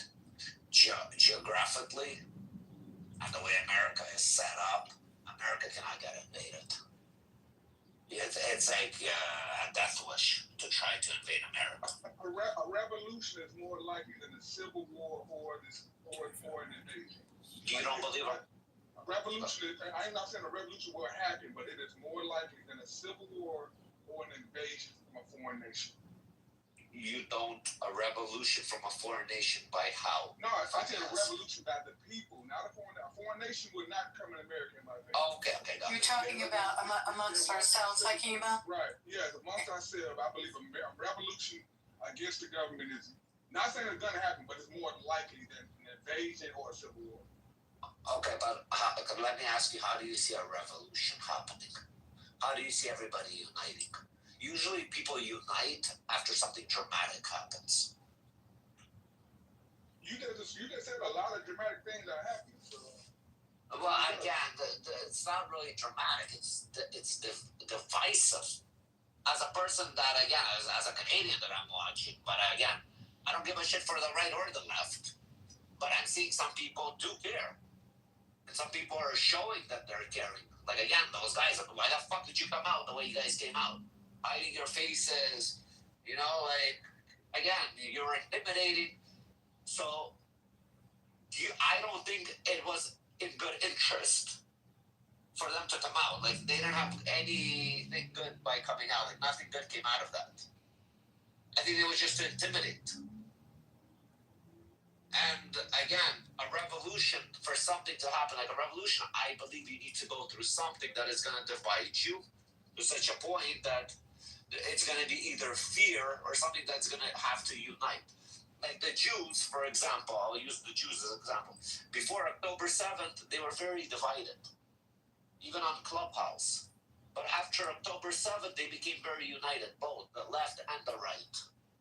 They started sharing the same opinions of the one state, that now they didn't believe a two-state after October 7th. Something dramatic had to happen. That means, I mean, like I said, something. I get you, right? We're not gonna stay where we at in a revolution to happen. Something dramatic will have to happen. What that will look like, I have no idea. Like I said, I'm not even sure a revolution will happen. I'm closer to being positive that a civil war or a foreign invasion. I don't believe neither would. That's very unlikely, in my opinion.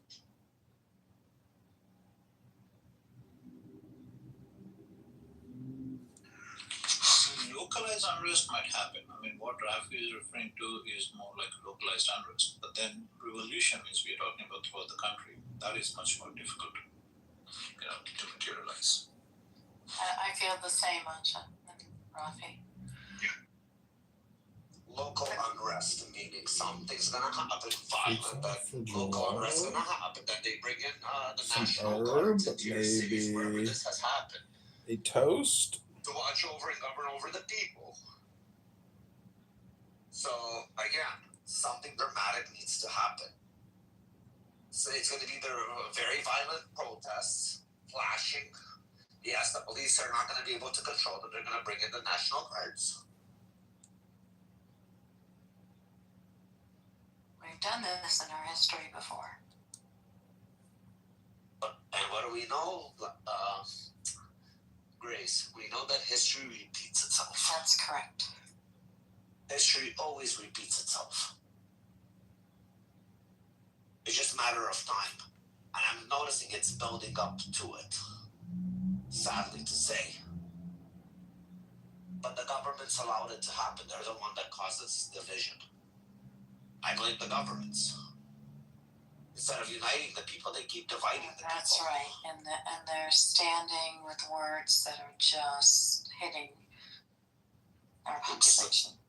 Exactly, the words that they're using. Oh, you're right. You're a fascist. Why? Because I'm conservative. I'm a fascist. Okay. You're now labeling. Amazing. And labeling heightens the hatred. Of course. People don't want to talk. People just want to yell, scream at each other.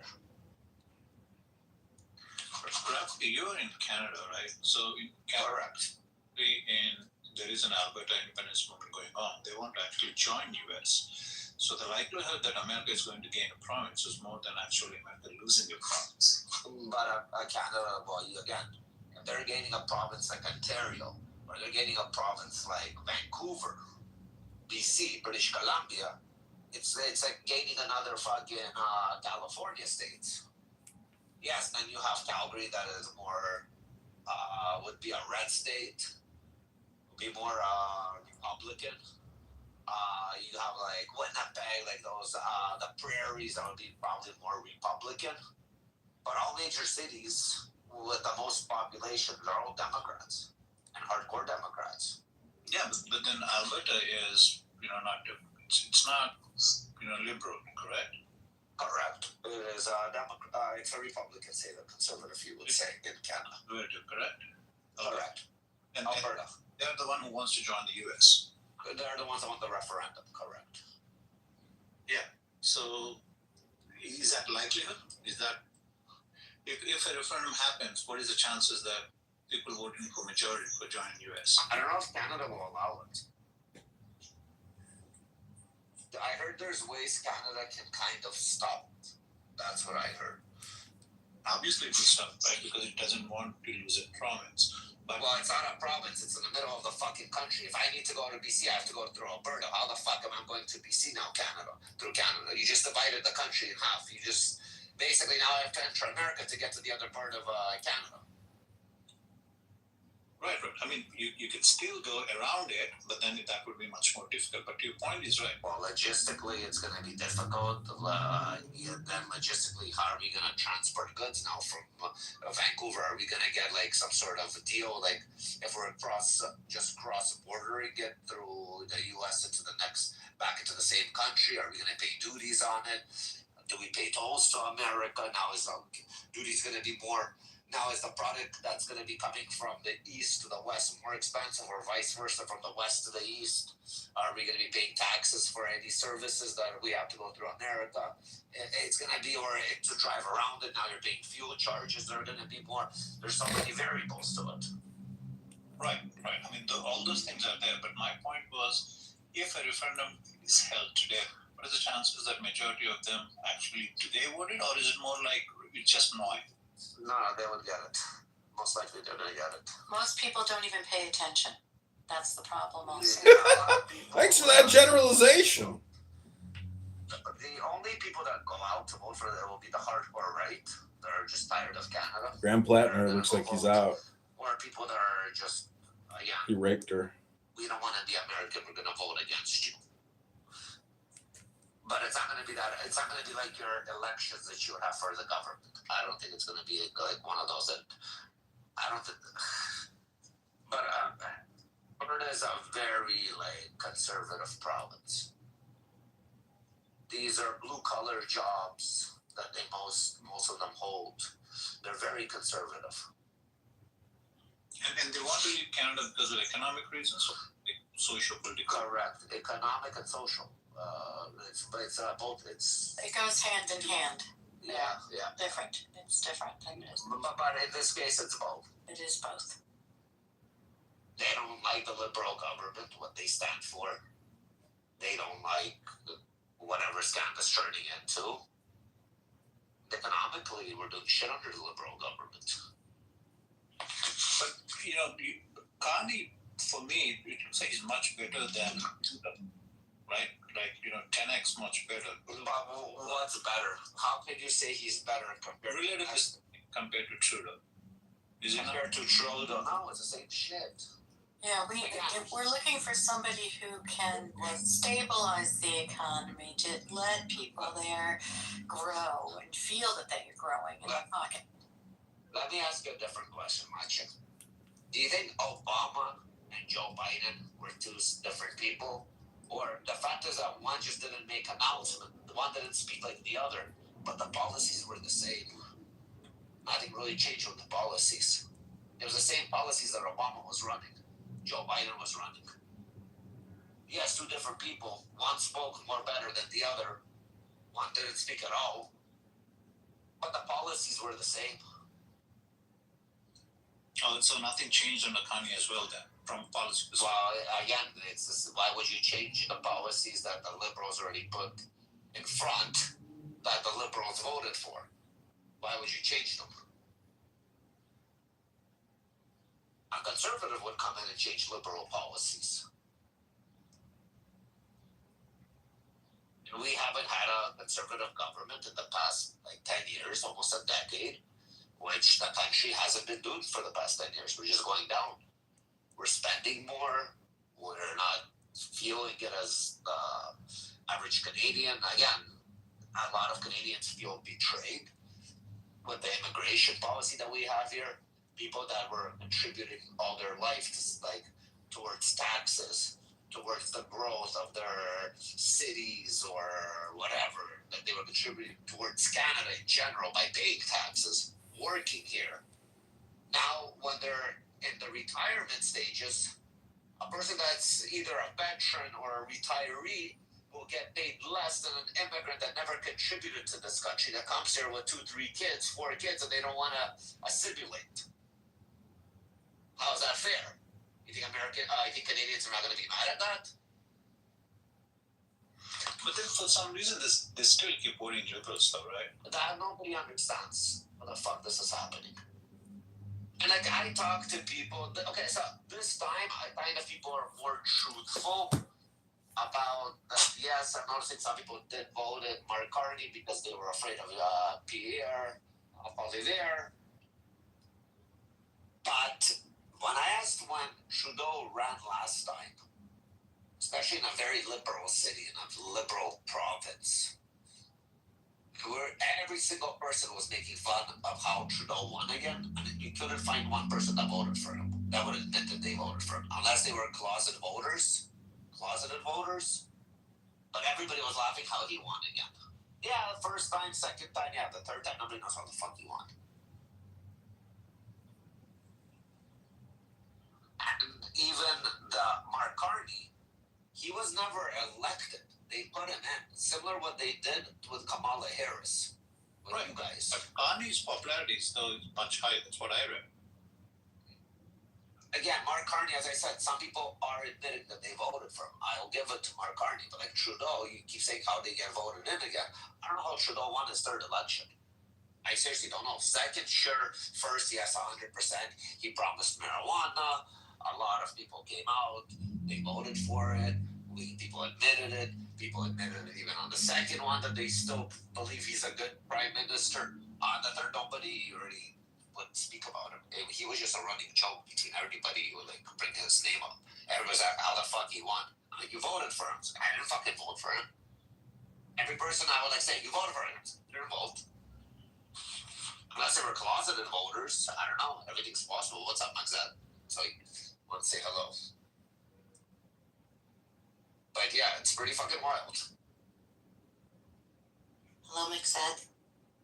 Hello. It's probably working. Hello. What's goodies with you? Not much. Just chilling. Same as usual. Nice. But is that, do you believe there's an similar, like, to a civil war in America? Or you don't believe it either? No. America is not, military warfare and strategy is not conducive to a modern civil war. It'd be far more likely rioting. That's what happens with civil unrest in America. Well, it's not peaceful protesting, it's unpeaceful protesting. Well, my thing is, I have a feeling that the far right and the far left are going to clash. I'm not saying like the left and right, I mean the far right. What, they're going to have a gang war, like the Jets and the Sharks? Makes that bringing them back to reality. To see a modern, like, revival of West Side Story that was just far right crazies and far left. Get him, Mixed. Pretty good. Get him, Mixed. I believe this is what's leading up to. I believe the way that Americans are divided on politics, like on religion, like what it is in the Middle East between religions, Americans are divided on politics. That's what they thought about, what was it, Tony and Maria?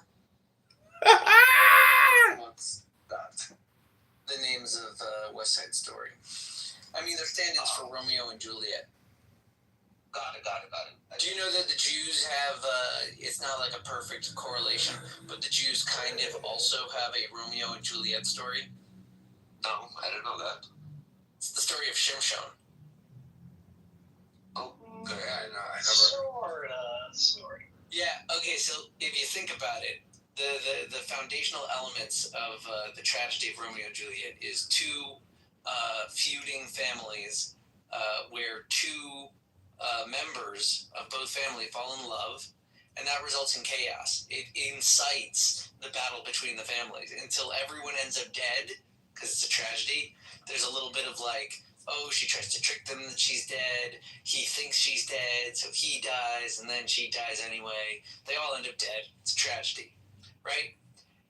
Shimshon tells almost an identical story about a man whose strength comes from his beauty and who taunts a feuding nearby tribe through marriage proposals and marriage parties and engagements. But then is eventually undone by the woman he fell in love with, who convinces him to lose his strength. And like the more moralizing Jewish approach is that, it's bad to take sides against the family. Like, it's bad behavior. God will save you, like, if what you did was righteous. But, like, it is a tragedy. But it gets given from the perspective less of like person omniscient. It's more from the perspective of Jewish tribal negotiations. From the top. Interesting idea. Oh, baby, give me one more chance. From the top. There you go. Guys, I gotta start heading to the airport. I need Grace. Chloe here. I am here. We need to take over. Do a good job from the side to be active. But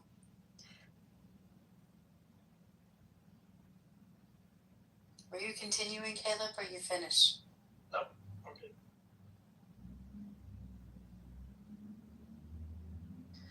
So what are some of our solutions about far right versus left? How can we get in the middle? How do we get in the middle? I think there is a middle. Maybe a silent middle or a hopeless middle. I feel that. I don't know. The thing I keep coming into is like we've forgotten how to talk to each other. That's have your political views out here.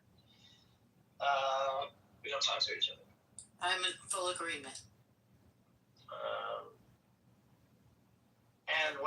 And because we don't have skills to talk to each other, right? That is exactly the problem.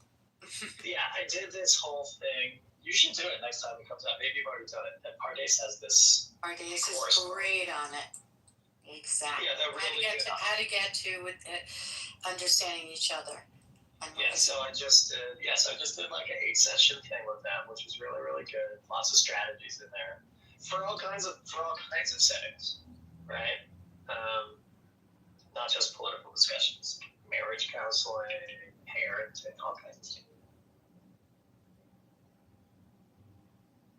That's what I think. Figure out how to talk to each other. You're coming out, but the problem is our inability to talk to each other. Can you hear me now? I couldn't hear you, but did you hear what I said? Yes, that's very funny. And the issue is like, it's almost that we need to be taught. How do we have discourse with an understanding of each other and with the opportunity to respect even though we don't agree? Yeah. This is one of my sermons, I think, for this year. It's mine.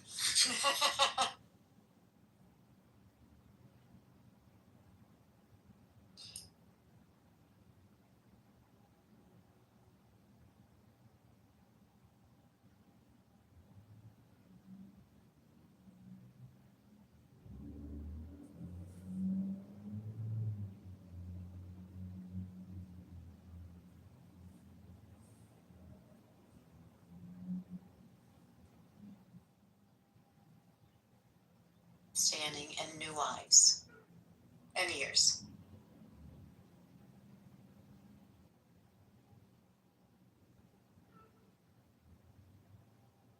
And this idea of constantly demonizing the other is not going to be helpful.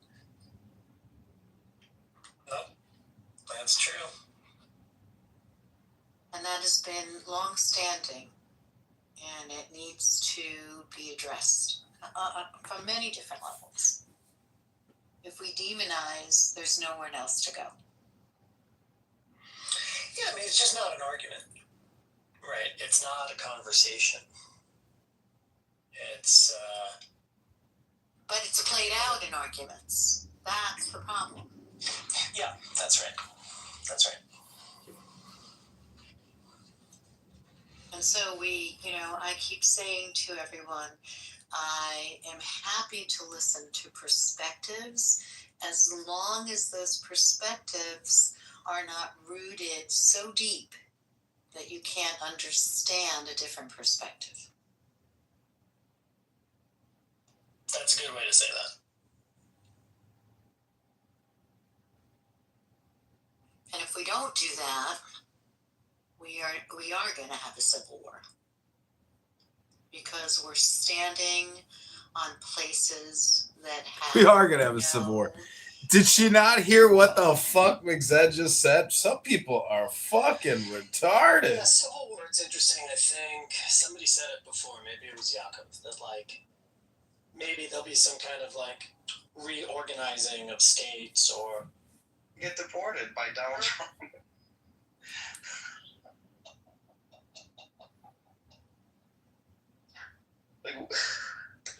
Like you come here and you want to call yourself an American, dude, and then you just shit all over the American people in our way and our. I'm figuring out new things. Let's say. Find I'll it. tell you. Yeah, exactly. I'll tell you as I progress in my seeking. But I have one thing to say. I mean, I joined the topic later. But Miss Nancy was saying about Adam and Eve. That Eve is made of the rib of Adam, right? That just doesn't sound. Yeah, that's what we. Logical, right? Yeah. But illogical. I mean, if you look scientifically at it, right, it doesn't necessarily have to be a rib ripped out of a human being and then suddenly that rib turned into a female. Necessarily, it could be that because the male has X and the Y chromosome and the women only have double X chromosome, right? It could very well be that it's a mutation thing. That at some point the mutation happened, and we diverged from monkeys to humans. That's what you. Yeah, that's also a thing. Yeah. But if how is that if we were already humans? That's a mistake, though. Yeah. Human beings are a mistake for sure. No. The merging from monkeys. Some of us are definitely a mistake, I can tell you. No, You see a lot of pictures, about the mistake is Neanderthals. The mistake is thinking humans merge from monkeys. That's the mistake I'm calling out. All right. So what's your theory on that? Well, if you want, we are they're ancestors of ours. However, the branching of old world monkeys and new world monkeys went one way, and then from the origin point branched into what we developed as hominids. It's a different branch. So not from monkeys, but we have a shared ancestry. You're right. Monkeys. So we were never monkeys. We were never monkeys. I know. I mean, we'll have to define a monkey. I can tell you a couple of guys. No, it's not about defining the monkey. It's about understanding the evolutionary process. It's not. Right. Humans did not come from monkeys. That's all. That's all I'm inputting on. That's it. Well, if you want to go to the scientific terms, I'm fine with that. I just call that. Well, when you brought up the rib and the XY and the XX chromosome, you're trying to say that the science and biological evolution can go along with creationism. I think you're greatly mistaken. Right. To a large extent, it can in this case. In this specific case, for example. Right? What? Yeah. What? Keep circling. Don't forget. I'll keep on doing that. Don't worry about that. But hold on. Religion is very much metaphorical, right? It's you shouldn't take it literally. That's what I have done so far. It's. When I did, and then I thought, well, all is a lie. It's not even true. Right. When Jesus said that, right? Or supposedly, allegedly, right? Did he mean it the way you're saying? As much as I do appreciate your metaphorical way of looking at it, there are people like Dr. Z and others who give so much science to scripture. But is that how the holy man or the prophet or God in the case of Christianity was trying to relay out his thoughts? How sure are you with what you're saying? Siko? I mean, Energus, I'm as sure as you are, I think, in this case. But I don't think, okay, if you're talking about Jesus Christ, right? What? You're explaining in your own opinion now, right? Because you say, I think, I thought, I believe. So it's you, huh? Not somebody else, huh? Absolutely. Okay. I thought you meant science earlier, but then you talk about other people. But it's you, huh? How you see it? Hold on. Hold on. Hold on. Hold your horses. Yeah. So let me just rethinking in my head what Nugget said. Nugget, you want to repeat that? Maybe in a short way. I was saying, how do you know the person who relayed out these thoughts, right? Like women who come from the ribs of men, whatever. That's the story of creation, right? And the way you're looking at it, yeah. How do you know this was like the original view of the person talking about it? No, it's not, right? So, I mean, it's not. It's my interpretation, first of all, based on my own, study of comparative study of religions. I would say that I'm still doing. I'm not far with it, I would say. But what I see is the same object is defined in a different way in every religion. The way it's defined. So it's the perspective that when you're looking at the same object, you create a new subject out of it. But you're looking at the same thing. That's how I look at it. And there are similarities, right? So, I mean, you know more about Islam, right? Islam also says Adam and Eve, the first human beings. But religion specifically, if I talk about Sikhism, it is very much metaphorical. It's storytelling. It's storytelling to people who live in reality, and their world is quite small. It used to be small, now it's becoming bigger, right? And within that constrained world, what can they perceive and what they can understand? It's talking their language, basically. It's trying to tell them about something which is beyond their apprehension, but giving examples from within their reality. That's how I see it happening, at least. Yeah, but why? For what purpose? Because if he didn't tell anything, everybody would just do their thing without any religion into a certain religion or belief.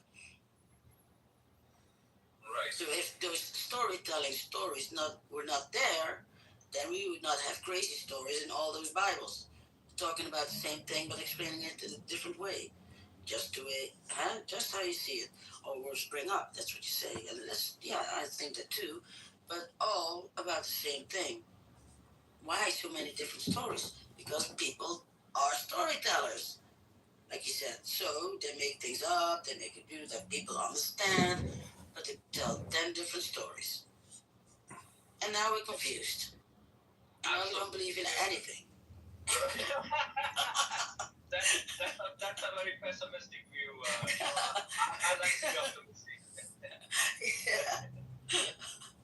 I see what you're saying. Yeah. And it doesn't bother me at all, but